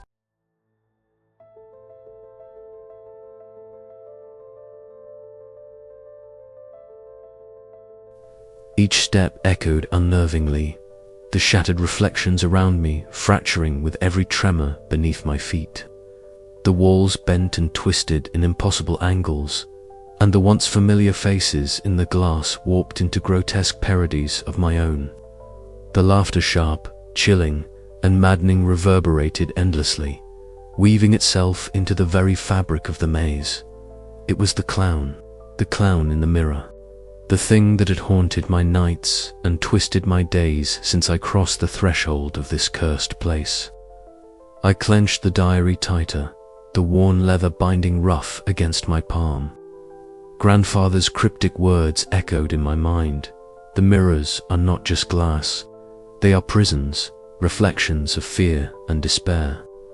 To face the clown is to face yourself, your shadow, your past, your pain. The reflection before me shifted suddenly. My image multiplied, then fractured, splitting into dozens of versions, each one a distorted echo of me. One sneered with cruel eyes, another wept silent tears of anguish, and yet another reached out with trembling hands, pleading for salvation. Panic clawed at my chest, but I forced myself to breathe, to steady my shaking hands. "You can't escape me," the clown's voice slithered from behind the shattered glass, low and mocking. Slowly, the cracked porcelain mask emerged from the shadows. His hollow eyes, black voids reflecting my deepest fears, locked onto mine, and I felt my resolve waver. "You belong here now, with the others." I stumbled back, heart pounding. "I'm not afraid of you," I whispered, though fear gnawed at my insides like ravenous teeth. "Oh, but you should be," he said, stepping forward. The twisted smile on his cracked face stretched impossibly wide, revealing sharp, yellowed teeth. "You think you can break the curse? You think you're stronger than the fear that binds you?" Suddenly, a flicker of movement caught my eye. Beside me, a pale figure shimmered into existence. Mara, her translucent form was fragile yet resolute, her sorrowful eyes meeting mine with a warmth I hadn't felt in hours. "Ellie," she whispered, voice barely audible over the cacophony of distorted reflections. "Remember the words, the path in the diary. Hold on to hope. You're stronger than the shadows that seek to claim you." I swallowed hard and nodded, feeling a surge of determination flare within me. Mara's presence was a beacon in the suffocating darkness. The clown lunged, his form stretching unnaturally as the mirrors around us rippled like water. I dodged, heart hammering as I scanned the maze for the passage grandfather had hinted at. My fingers traced the diary's pages, recalling the hidden message about the mirror of truth, a fragile glass that, if shattered, could weaken the curse. There, ahead, a mirror gleamed with an unnatural light, its surface smoother and clearer than the rest. I sprinted toward it, the clown's laughter rising to a maddening pitch behind me. "You can't run from yourself," he taunted. With trembling hands, I raised a shard of broken glass from the floor and hurled it at the mirror. The impact shattered the glass into glittering fragments that caught the faint light, sending shards scattering like stars. The clown screamed a sound both human and monstrous as his form flickered and wavered. The maze convulsed violently, walls twisting and groaning as the malevolent force faltered. I seized the moment, pushing forward despite the dizzying shifts. The reflections around me began to stabilize, the nightmare momentarily broken. But I knew this was only the beginning. The truth about grandfather's disappearance, the depths of the curse, and my own darkest fears still waited beyond the fractured glass. Breathing heavily, I pressed on, the diary clutched tightly. The clown's laughter faded into a distant echo, but the battle was far from over. Somewhere within the shifting mirrors, the heart of the funhouse's darkness awaited, and I was ready to face it. The maze was no longer just a prison. It was a battleground. And I was fighting for everything I held dear: my family, my sanity, my very soul. I whispered to the shadows, "I will not be afraid. Not anymore." And with that, I stepped deeper into the maze, where the line between reality and nightmare blurred forever. Her heartbeat pounded fiercely in her chest, a frantic drumbeat that echoed off the countless shards of glass surrounding her. The fractured mirrors trembled and cracked with a sound like the distant thunder of a storm breaking loose, each splintering reflection fracturing the space around her like a shattered dream. Clutching her grandfather's diary tightly against her chest, Ellie took a tentative step forward. The worn leather cover was cold beneath her fingers, the cryptic passages she had deciphered burning fresh in her mind. Mara's ethereal voice still lingered in her thoughts, offering guidance amid the chaos. "Focus on the truth beneath the lies," the ghostly figure had whispered, her translucent form shimmering faintly at Ellie's side. "The mirrors hold more than reflections. They trap souls. Break the pattern, and you break the curse." Ellie's eyes flicked to the cracked porcelain face looming in the largest mirror ahead. The clown's hollow eyes, dark voids reflecting every fear she'd ever held, bore into her with a malevolent hunger. His twisted smile stretched impossibly wide, cracking further along the fragile surface of his face. He reached out through the glass, fingers clawing at the thin barrier that separated their realities. The air around him rippled with cold malice, and the sharp scent of shattered glass filled Ellie's nostrils. A surge of terror threatened to overwhelm her, but Ellie forced herself to breathe deeply, steadying her trembling hands. She opened the diary to the page marked with a faded ribbon, revealing a series of strange symbols and a passage scrawled in her grandfather's meticulous handwriting. "When the mirrors fracture, the soul can slip free. The curse feeds on fire, deny it, and it weakens." Whispers echoed faintly through the maze, the voices of trapped souls mingling with the distant, haunting laughter of the clown. Ellie began to chant softly, repeating the words her grandfather had written, her voice steady despite the chaos around her. The fractured mirrors pulsed with an eerie light, shards vibrating violently as if resisting her will. Mara's ghostly figure appeared beside her once more, her sorrowful eyes meeting Ellie's with a flicker of hope. "Remember, Ellie," she urged, "the reflections are lies. Hold on to who you are." The clown roared in fury, his form flickering and twisting as the mirrors shattered with increasing violence. Jagged fragments spiraled through the air, catching the dim light and casting fractured rainbows across the walls. The twisted reflections of Ellie multiplied and warped, some snarling and hostile, others pleading silently for release. Ellie's voice rose over the din, the ritual gaining strength as the diary's secrets intertwined with Mara's cryptic guidance. The malevolent force that had stalked her through every reflection began to falter, the clown's twisted smile cracking into something resembling pain. Suddenly, a massive shard of glass exploded in front of Ellie, sending a spray of splinters flying like deadly rain. She flinched but pressed on, her determination a beacon in the encroaching darkness. The mirrors around her groaned and shattered further, the funhouse itself seeming to convulse as the curse unraveled. For a brief moment, silence fell. The fractured reflections stilled, the lingering shadows retreating into the fissures of broken glass. Ellie's breath came in ragged gasps as she surveyed the devastation. The mirrors were cracking, splintering, their hold weakening. But the clown was not defeated. From the depths of the shattered maze, his hollow eyes burned brighter, his twisted smile curling into a sinister promise. The battle was far from over. Ellie knew she had weakened the curse, but the funhouse's heart still pulsed with dark intent. Gathering her strength, she prepared for what was to come. The shattered reflections around her, a testament to the fight she had already endured. As the maze trembled and the fractured mirrors glowed with erratic light, Ellie whispered to herself, "I won't be trapped. Not today."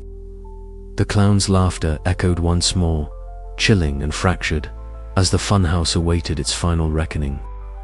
Shadows danced erratically across the warped glass surfaces, each reflection a fractured fragment of the nightmare I had endured.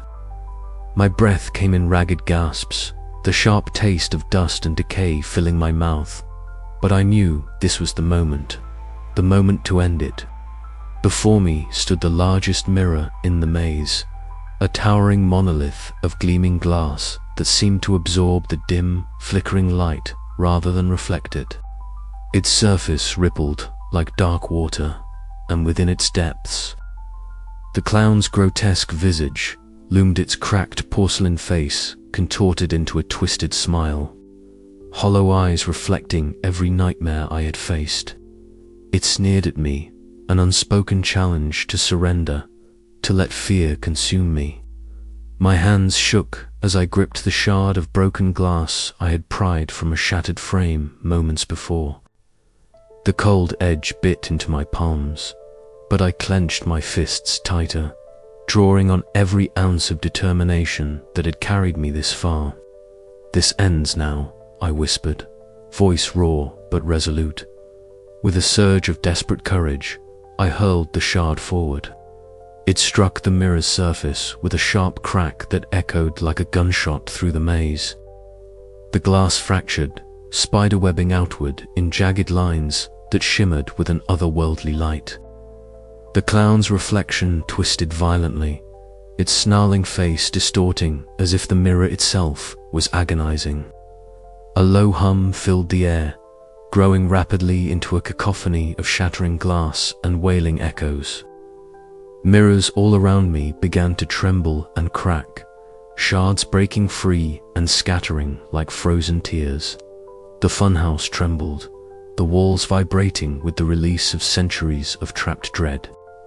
From the fractured reflections, faint whispers rose, voices of those who had been ensnared by the funhouse's dark curse.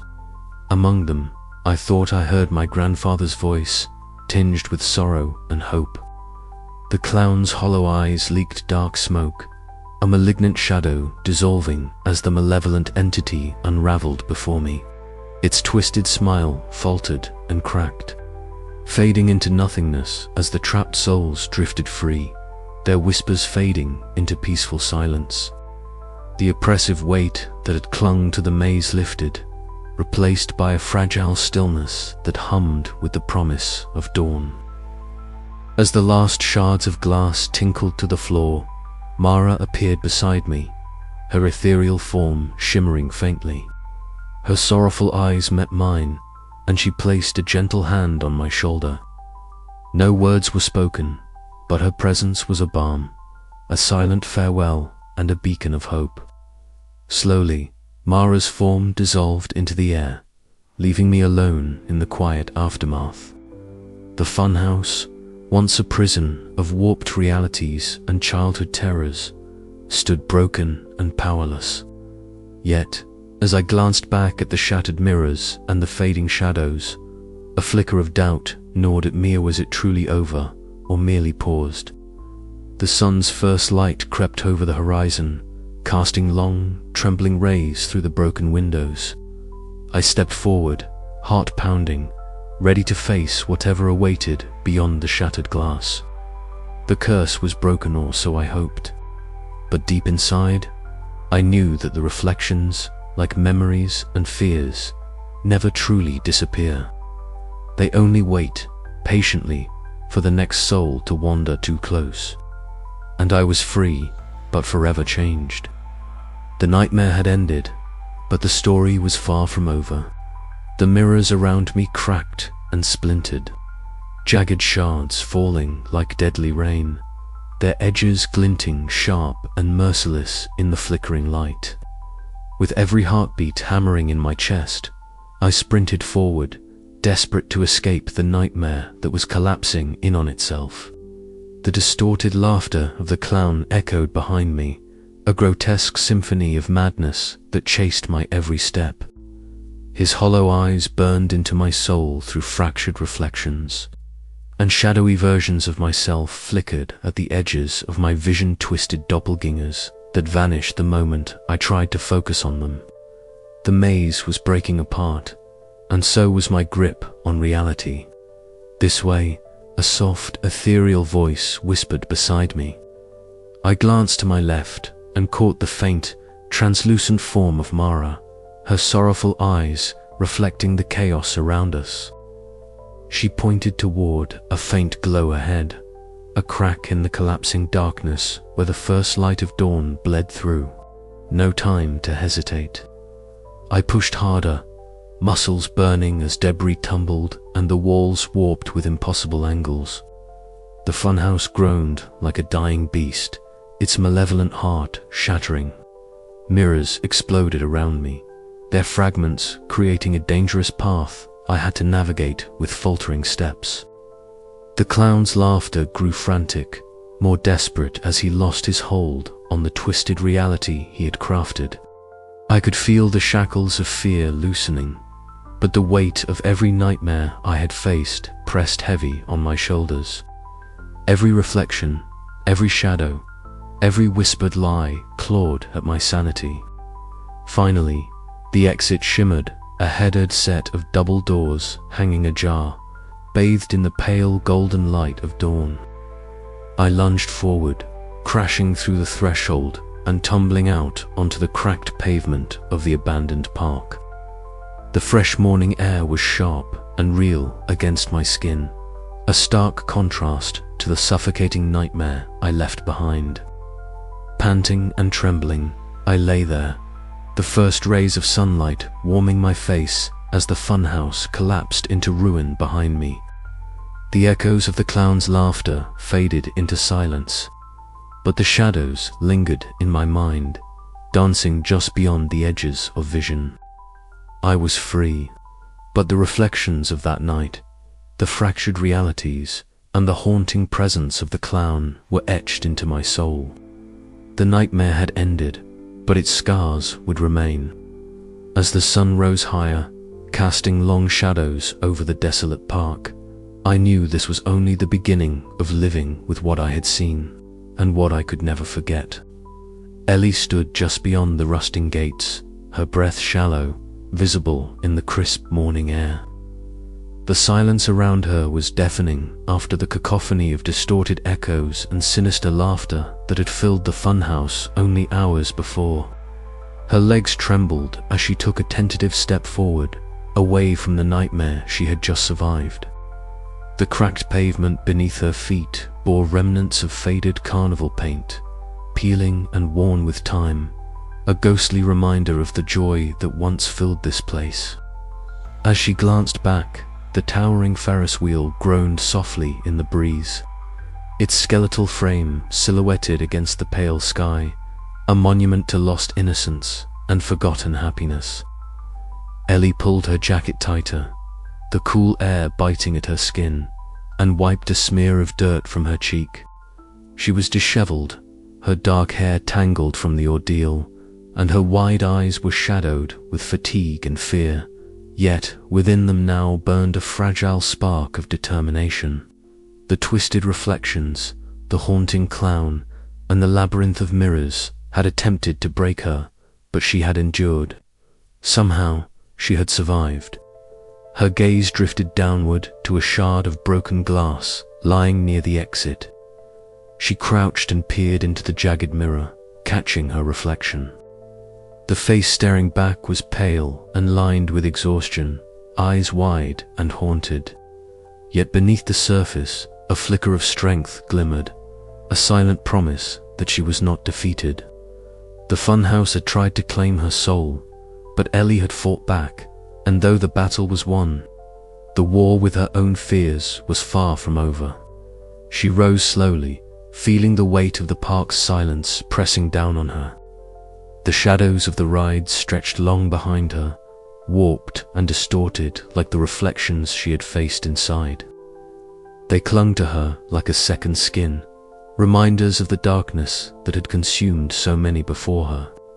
The clown's laughter still echoed faintly in her mind, a chilling undertone beneath the morning's quiet. Ellie took a deep breath and stepped forward, the gates creaking softly as they swayed in the breeze. Every step away from the park was a step toward freedom, yet with each one came the creeping realization that the shadows she carried might never fully release their grip. The funhouse was no longer a place she was trapped within, which as trapped within it was a part of her now, etched into her memory and her soul. Her phone buzzed in her pocket, a tether to the world beyond the park. Tommy's name flashed on the screen, a silent reminder that she was not completely alone. She answered, her voice hoarse but steady. "I'm out," she whispered, unable to keep the tremor from her words. "I'm really out." Tommy's relieved voice came through the speaker, a lifeline. "Ellie, please come home. We'll figure this out together." A faint smile touched her lips, a fragile bridge between the terror she'd escaped and the hope she still clung to. "I will," she promised. As the sun climbed higher, Ellie turned away from the park, the shadows lengthening behind her like silent watchers. The journey ahead would be difficult. The reflections, the clown, the doppelgangers, they were all parts of her now, fragments of a fractured reality she would have to confront every day. But for the first time in a long while, Ellie felt the stirrings of courage, the quiet strength to face whatever came next. Because the horror was not over, not yet. But neither was she.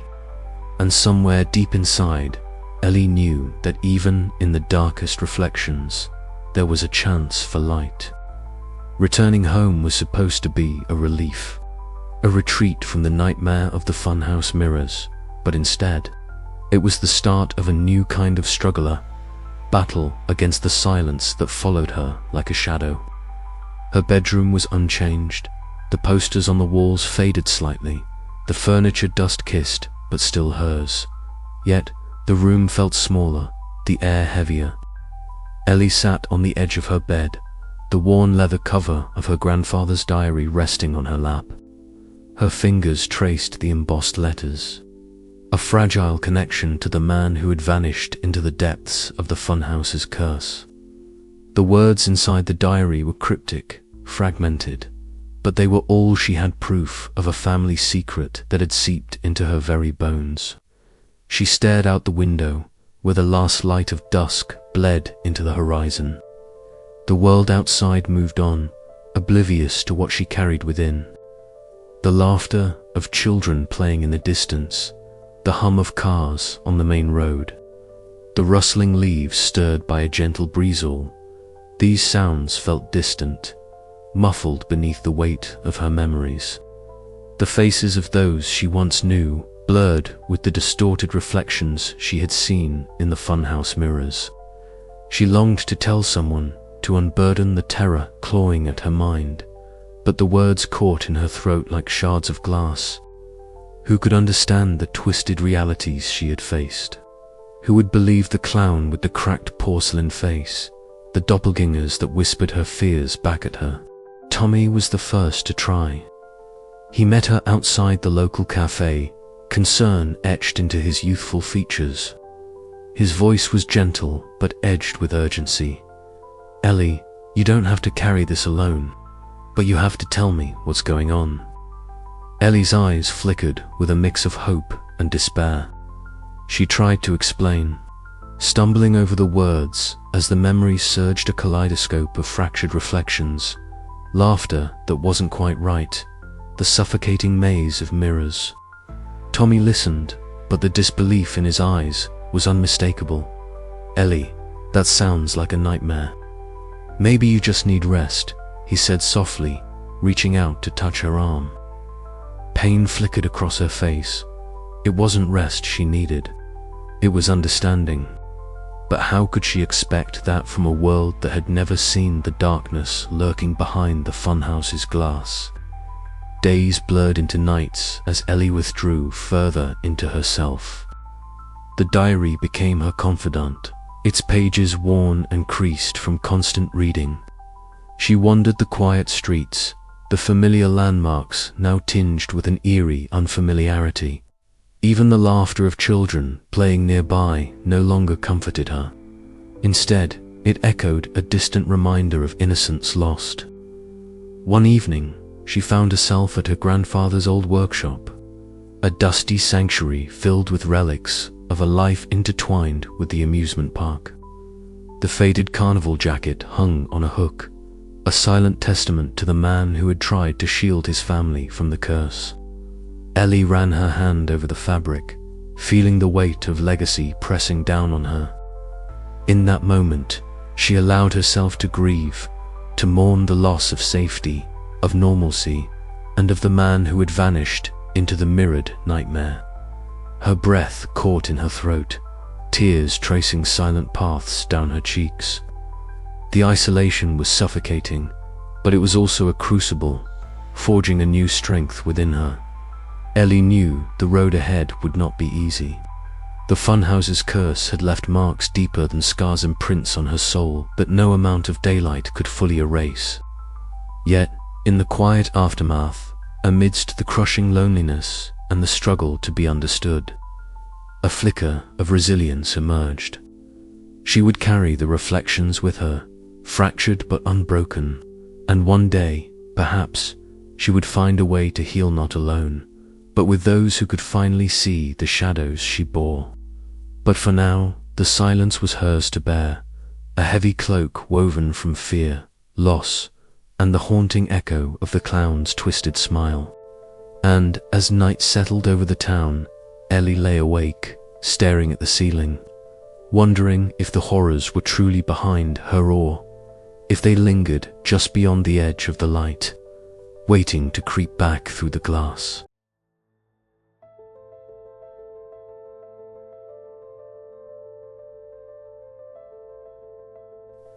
The room was quiet except for the soft patter of rain against my bedroom window, a gentle rhythm that seemed to pulse with the steady beat of my heart. I had returned home, back to where it all began. Clutching the fragile relic of my grandfather's life, the diary that had led me through the nightmare of the funhouse and into the depths of our family's cursed history. I traced the faded ink with trembling fingers, my eyes drinking in the final entry. The words were barely visible now, the pages yellowed and delicate, but their meaning was as clear as the first time I read them in that twisted mirror maze. To Ellie, the entry began. If you are reading this, then I have failed to protect you from the darkness that haunts our bloodline. Yet within that darkness lies a spark your courage, your strength. Do not let the shadows consume you. Remember who you are and hold fast to hope. A shiver ran down my spine, but it was not fear. It was the strange comfort of connection, of knowing that even in his absence, my grandfather had watched over me, guiding me through his words. I swallowed hard, my voice barely above a whisper as I read on. The mirrors are not just glass and reflection. They are prisons for souls, traps for the lost and the broken. I was caught within them, but my love for you remains unbroken. You must break the cycle, Ellie. Face your fears not with despair, but with the light of your heart. Tears pricked at the corners of my eyes, and I blinked them away, unwilling to surrender to the ache. The diary trembled in my hands as I reached deeper into its pages, searching for one last message. And there it was, tucked between the lines like a fragile promise. When the mirrors shatter and the clown fades, know that the evil's hold is not absolute. It lives in the fear we carry, but also in the courage we nurture. Walk forward, my child, with your eyes wide open and your spirit unyielding. A sudden breeze stirred the curtains, and the room seemed to breathe with me. I closed the diary gently, its weight heavy but no longer a burden. From somewhere deep within, a flicker of peace sparked, fragile but undeniable. I reached between the pages and pulled out a faded photograph. It was sepia-toned, edges curled and softened by time. In the image, my grandfather smiled beside the funhouse, the cracked mirrors looming faintly behind him. His eyes held a warmth that transcended the years and sorrows. Holding the photo close, I could almost smell the faint scent of old paper mingled with something like carnival dust memories of laughter and light before the darkness took hold. The rain softened to a gentle drizzle, and the first pale light of dawn touched the horizon beyond my window. I felt the weight of my journey settle around me, a cloak woven from fear, loss, and survival. But beneath it, I sensed the beginning of something new, a fragile strength, a quiet hope. I pressed my back against the cool wall, closing my eyes to the world for a moment. The silence enveloped me, a balm for my restless soul. I whispered a promise to the shadows, to the memories, to the reflections that had haunted me. I would remember, but I would not be defined by them. The diary's closure was not an end, but a beginning. I was no longer the frightened girl lost in the funhouse mirrors. I was Ellie Morgan, survivor, bearer of a legacy both dark and light. And though the echoes of the clown's laughter might never fully fade, I had found a way to walk forward, my eyes wide open, my spirit unyielding. Outside, the world stirred to life with the dawn, and inside me, a new chapter began. But even as hope took root, a question lingered in the quiet corners of my mind.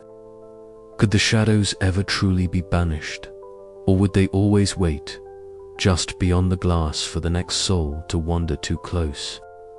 The answer was mine to find in the days to come, as I stepped beyond the past and into whatever awaited. For now, though I allowed myself a moment of peace, the diary was closed, but my story was far from over. And somewhere, deep within the shattered funhouse, the mirrors waited. Though the nightmare had ended, the echoes of the funhouse still clung to her mind, its fractured reflections dancing behind her closed eyelids. The weight of what she had endured pressed heavily on her chest, a stubborn ache that no dawn could fully soothe. But in the fragile liminal space between waking and dreaming, a new vision began to take shape. She found herself standing beneath a twilight sky, the horizon painted in muted purples and blues. In the distance, the silhouette of the abandoned amusement park loomed, its rusted rides and crumbling facades softened by a gentle, otherworldly glow that seemed to pulse with a slow, steady heartbeat. The air was thick with the scent of faded memories, the faint sweetness of cotton candy long vanished, the distant echo of laughter tangled with whispers of sorrow. Ellie's footsteps echoed softly across cracked pavement, each step stirring a delicate mist that curled and twisted like smoke. She moved forward, drawn by a presence she could not name. From the shadows cast by flickering carnival lights emerged Maraher form, pale and translucent, shimmering softly as if woven from moonlight itself. Her long hair flowed like liquid silver, framing a face marked by sorrow yet illuminated by a gentle, almost tender smile.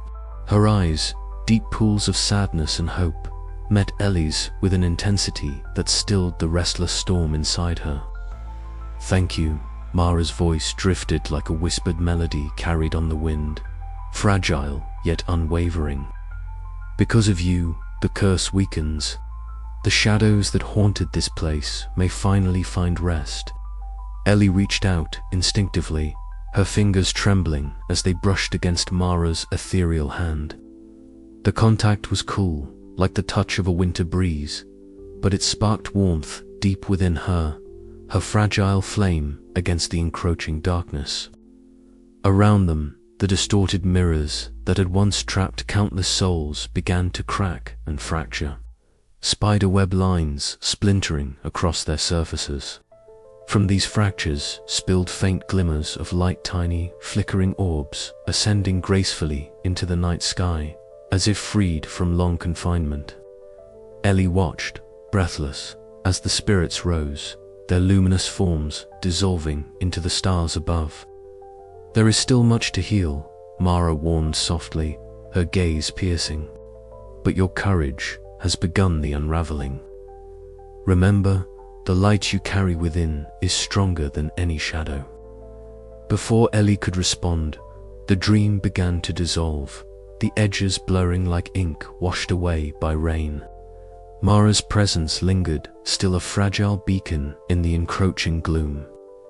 Ellie awoke with a start, the first pale light of dawn filtering gently through her window.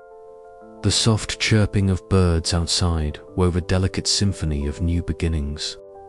Her heart pounded with a cautious hope, tempered by the scars she bore but undiminished in its resolve. She sat up slowly, the weight of her journey pressing down but no longer overwhelming. The diary lay open on her bedside table, its pages whispering secrets of the past and promises of the future. Ellie traced a finger along the worn ink, feeling the steady pulse of her family's legacy beneath her touch. Though the funhouse stood silent and broken, its shadows waiting in the distance. Ellie knew she had taken the first steps toward healing, not just for the park, but for herself. The road ahead was uncertain, fraught with memories and fears that would not easily fade. Yet within her burned a flicker of light, fragile but unyielding. She rose, shoulders squared against the lingering darkness, and stepped into the new day. The battle was far from over, but for the first time in a long while, Ellie dared to hope. Outside, the wind whispered through the trees, carrying with it the faintest echo of laughter, soft, distant, and somehow filled with promise. And somewhere in the depths of her heart, Ellie knew that Mara's words were true. The shadows might yet find rest, if only she could hold on to the light. Her eyes were fixed on the cracked mirror hanging crookedly above her dresser, its fractured surface a jagged map of the funhouse's shattered curse. For a moment, the glass seemed to ripple like water disturbed by a stone. And through that trembling veil, a faint figure emerged, a grotesque clown with a porcelain face fractured like the mirror itself. Hollow eyes sucking at the light, and a twisted smile that crawled across its cracked lips. Ellie's breath hitched, her heart pounding a frantic rhythm against her ribs. The clown's reflection flickered, disappearing as quickly as it had come, leaving her staring at nothing but her own pale, wide-eyed face. She reached out a trembling hand, half expecting the glass to pulse beneath her fingers, but it remained cold and solid. The room was still, save for the low hum of the night and the distant whistle of wind threading through the cracks of the aging house. She stepped back, shaking her head as if to clear the cobwebs of fear clinging to her mind. "It's over," she whispered to herself, clutching the diary that had led her into this nightmare. The curse was broken. The clown was defeated. Yet, in the pit of her stomach, a stubborn seed of doubt took root. Days passed, and Ellie tried to return to the rhythm of ordinary life. The sun cast long, golden fingers through her bedroom window, and the world outside bustled with the comforting sounds of normalcy. Children laughing, cars humming, the distant bark of a dog. But the shadows clung to her, and reflections became battlegrounds for her fragile peace. On a chilly afternoon, as Ellie wandered the quiet streets, she caught sight of a shop window's gleaming glass. For a heartbeat, her reflection was not her own. The clown's cracked face leered back, hollow eyes boring into her soul. She blinked hard, and the image snapped back to her cautious gaze. The shopkeeper's smile across the street, oblivious to her sudden pallor. Puddles scattered along the cracked pavement mirrored the grey sky, but within their shallow depths, the clown's grin flickered like a dying flame. Ellie's chest tightened, and she pulled her jacket closer, the weight of unseen eyes pressing down on her. That night, sleep was a fragile veil pierced by nightmares. She awoke to find her reflection in the mirror moving with a terrible autonomy. Her eyes darkened to match the hollow, merciless gaze of the clown. The change lasted only seconds, but it shattered her breath and her will. She backed away, trembling, her mind racing to hold onto the truth she knew, that she was still herself, not the monster lurking in the glass. Tommy's presence was a tether to reality. When she confided in him, the warmth of his steady voice and reassuring grip on her hand offered a balm to her frayed nerves. Yet even in his company, Ellie sensed the clown's echo lurking just beyond sight, a shadow at the edge of her vision, a whisper in the silence. "It's like it never really left," she admitted one evening, her voice barely above a whisper, "like it's waiting." Tommy squeezed her hand tighter. "Then we'll be ready, together." But the truth gnawed at her. The malevolent force that had haunted the mirrors was not vanquished so easily. It was a part of the reflections now, a dark pulse beneath the surface of reality itself. The battle between fear and hope was far from over. Ellie closed her eyes, steeling herself for whatever came next. The clown's laughter might have faded, but its echo was a reminder: some shadows never fully disappear. And within the fractured glass of her soul, the struggle to reclaim the light would endure. As she turned from the mirror one last time that night, the faintest, twisted smile lingered there, a silent promise that the darkness was always watching, waiting for the moment to return. The end was not an end at all, but the beginning of a new fight, one that Ellie was determined to face, no matter the cost. It felt strange, almost foreign, to wake up in the quiet safety of my home after everything Iddy endured. The nightmares had lessened, no longer clawing at the edges of my mind with the same ferocity, but they hadn't disappeared entirely. They lurked in the shadows, like distant echoes of laughter from that cursed funhouse. I sat up slowly, the weight of exhaustion still pressing down on me. My gaze landed on the shelf by the window, where I had placed my grandfather's diary the night before.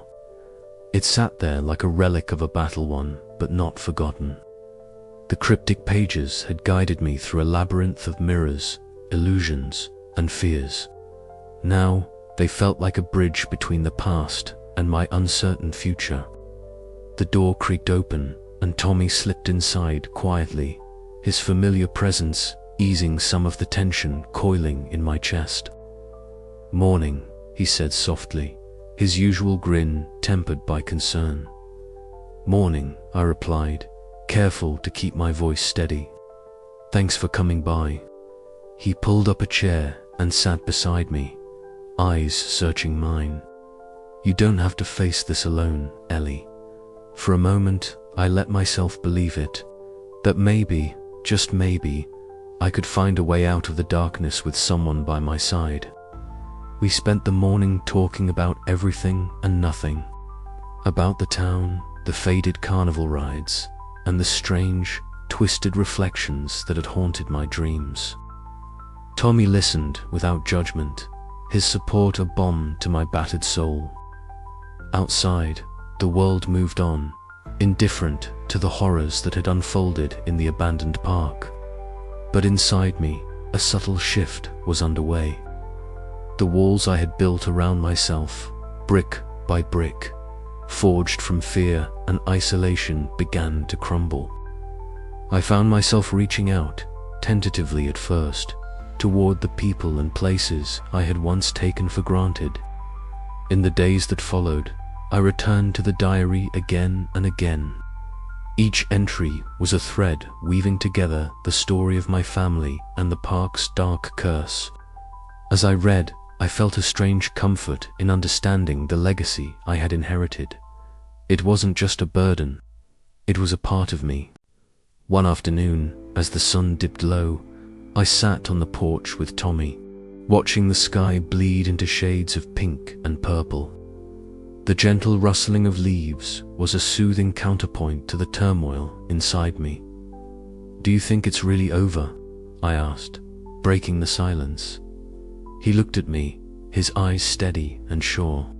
"Maybe not completely, but you're stronger than whatever's left." His words grounded me, reminding me that while the darkness might never fully disappear, I didn't have to be consumed by it. I could carry the scars without letting them define me. That night, alone in my room, I found myself drawn once more to the mirror. For so long, it had been a gateway to terror portal, to distorted reflections and lurking horrors. But now, as I gazed into it, I saw something different. Not a fractured, fearful girl, but someone who had survived. Someone who had faced down nightmares and lived to tell the tale. I whispered to my reflection, "I'm still here." The glass shimmered faintly, and for a fleeting moment, I thought I saw Mara's pale, sorrowful eyes looking back. A reminder that hope could endure even in the darkest places. The journey ahead was uncertain. The shadows of the park and the clown's echo might never fully fade. But for the first time in a long time, I felt a flicker of something stronger than fear, resilience. And that was enough to keep moving forward. As dawn crept over the horizon, casting light on a world scarred but still standing, I knew my story was far from over. But now, I was ready to write the next chapter on my own terms, with courage, and with the knowledge that even broken reflections could hold beauty. The past would always be a part of me, but it no longer controlled me. I was rebuilding, piece by fragile piece, and this time I was not alone. Around her, the skeletal frames of roller coasters and Ferris wheels groaned softly in the breeze. Their once vibrant colors faded into peeling rust and dust. The park was a graveyard of memories, each creaking ride a relic of laughter and joy now swallowed by silence. Ellie's footsteps crunched on the scattered leaves and broken glass, littering the cracked pavement as she hesitated at the threshold. The sky above was a bruised canvas of purples and deep blues, the last light of day bleeding away into encroaching night. Her breath came in slow, misty clouds, and she wrapped her arms around herself, feeling the weight of everything she had endured pressing heavily on her chest. The funhouse loomed ahead, a twisted monument to the darkness she had faced and, for now, survived.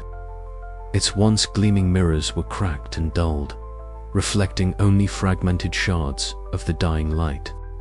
Yet even in their fractured surfaces, Ellie could sense the echoes of something ancient and malevolent lurking just beyond perception. The air around the building was thick with a strange tension, as if the walls themselves remembered the horrors etched into their glass. A faint sound drifted through the stillness, a soft, warped laughter that seemed to come from nowhere and everywhere all at once. Ellie's heart clenched as the sound tangled with the rustling of dry leaves, weaving a haunted melody that wrapped around her like a shroud. She swallowed hard, recalling the countless moments spent trapped within those mirrors, hunted by shadows that wore her face and whispered her fears back at her. For a long moment, she stood frozen, eyes fixed on the cracked doorway of the funhouse. She could almost see the twisted smile of the clown lurking in the depths of those shattered reflections, a grotesque reminder that some darkness could never be fully banished. It was not the physical form that frightened her now, but the intangible weight of unseen eyes watching, waiting. Slowly, Ellie turned away, her footsteps heavy as she retraced the path back toward the gates. The park seemed to exhale around her, a slow, mournful sigh that rustled the leaves and stirred the shadows along the broken fences. As she walked, a shard of broken glass caught the moonlight and flickered with a pale, eerie glow.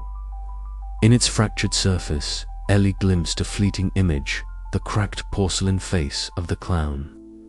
Its hollow eyes filled with endless despair and a twisted smile that lingered just long enough to send a chill down her spine before fading into the darkness. She didn't look back again. Outside the park, the night stretched vast and silent. Ellie's breath steadied, though the memories clung stubbornly to her skin like a second shadow. She was free, yet the experience had carved new fractures within her soul scars, invisible but no less real. The abandoned amusement park stood quiet, a sleeping beast whose breath was held in frozen anticipation. Beneath the rust and ruin, the funhouse's mirrors awaited their next visitor, their surfaces shimmering faintly with the promise of distorted realities and whispered nightmares. Ellie's journey through the funhouse had ended, but the story of the park's darkness was far from over. Somewhere deep within those shattered reflections, the clown's curse lingered, a shadow waiting patiently to rise again, and the silence of the park was its voice.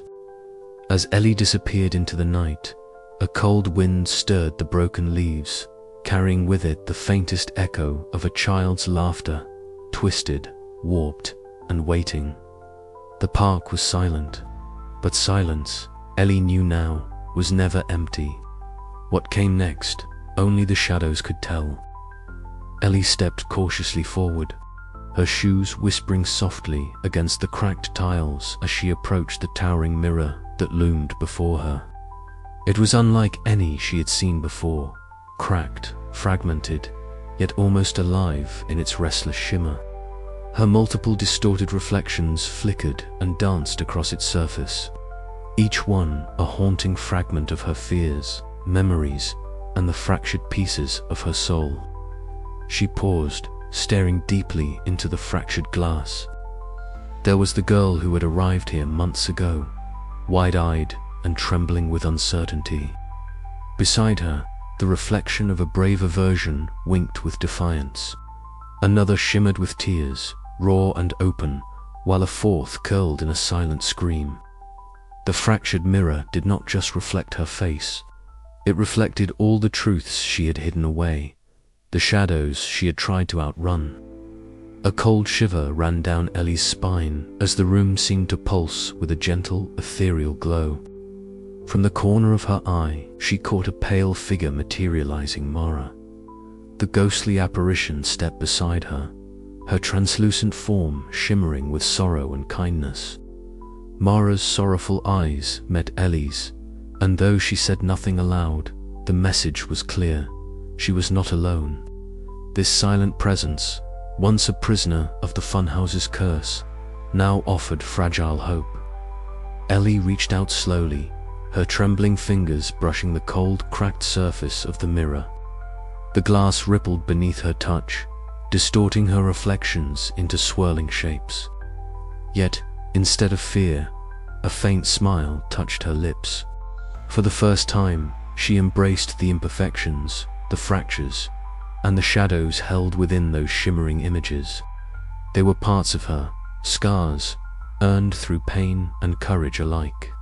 The funhouse around her seemed to breathe, the oppressive darkness retreating just slightly as the first rays of dawn filtered through shattered windows. The air shifted, carrying a whisper of renewal. Yet, beneath that fragile light, a lingering unease remained, a reminder that the battle between light and darkness was far from over. Ellie drew a steadying breath and stepped back from the mirror. The reflections, fractured but unbroken, gazed back at her with a quiet resilience. She had faced the shadows within, accepted the weight of her past, and, though scarred, she was ready to move forward. Mara's figure faded softly, her eyes twinkling with gratitude before dissolving into the morning light. Outside, the world waited, uncertain, haunted, but alive. Ellie knew the funhouse's curse had been broken, but the echoes of the clown's malevolence lingered in the corners of her mind. The reflections would not vanish overnight, and the scars would remain etched deep within her soul. Yet, in that moment, she understood something vital. True strength was not the absence of fear, but the courage to face it, to hold it, and to keep walking forward. As she stepped away from the mirror's embrace, a soft breeze stirred the cracked carnival banners outside. The abandoned amusement park, silent and still, seemed to watch, waiting for its next story, its next visitor. But Ellie was no longer the frightened girl who had entered the funhouse. She was a survivor, a bearer of light in the shadows, and a reflection unbroken by the darkness. Her journey was far from over, but for the first time, Ellie felt ready to face whatever came next, armed with the scars and the strength forged in the depths of the funhouse's mirrors. The reflections would follow her, whispering their truths, but she would no longer be afraid to meet them eye to eye. And with that, the dawn fully broke, casting long golden beams across the fractured glass, illuminating the path ahead, uncertain but hers to walk.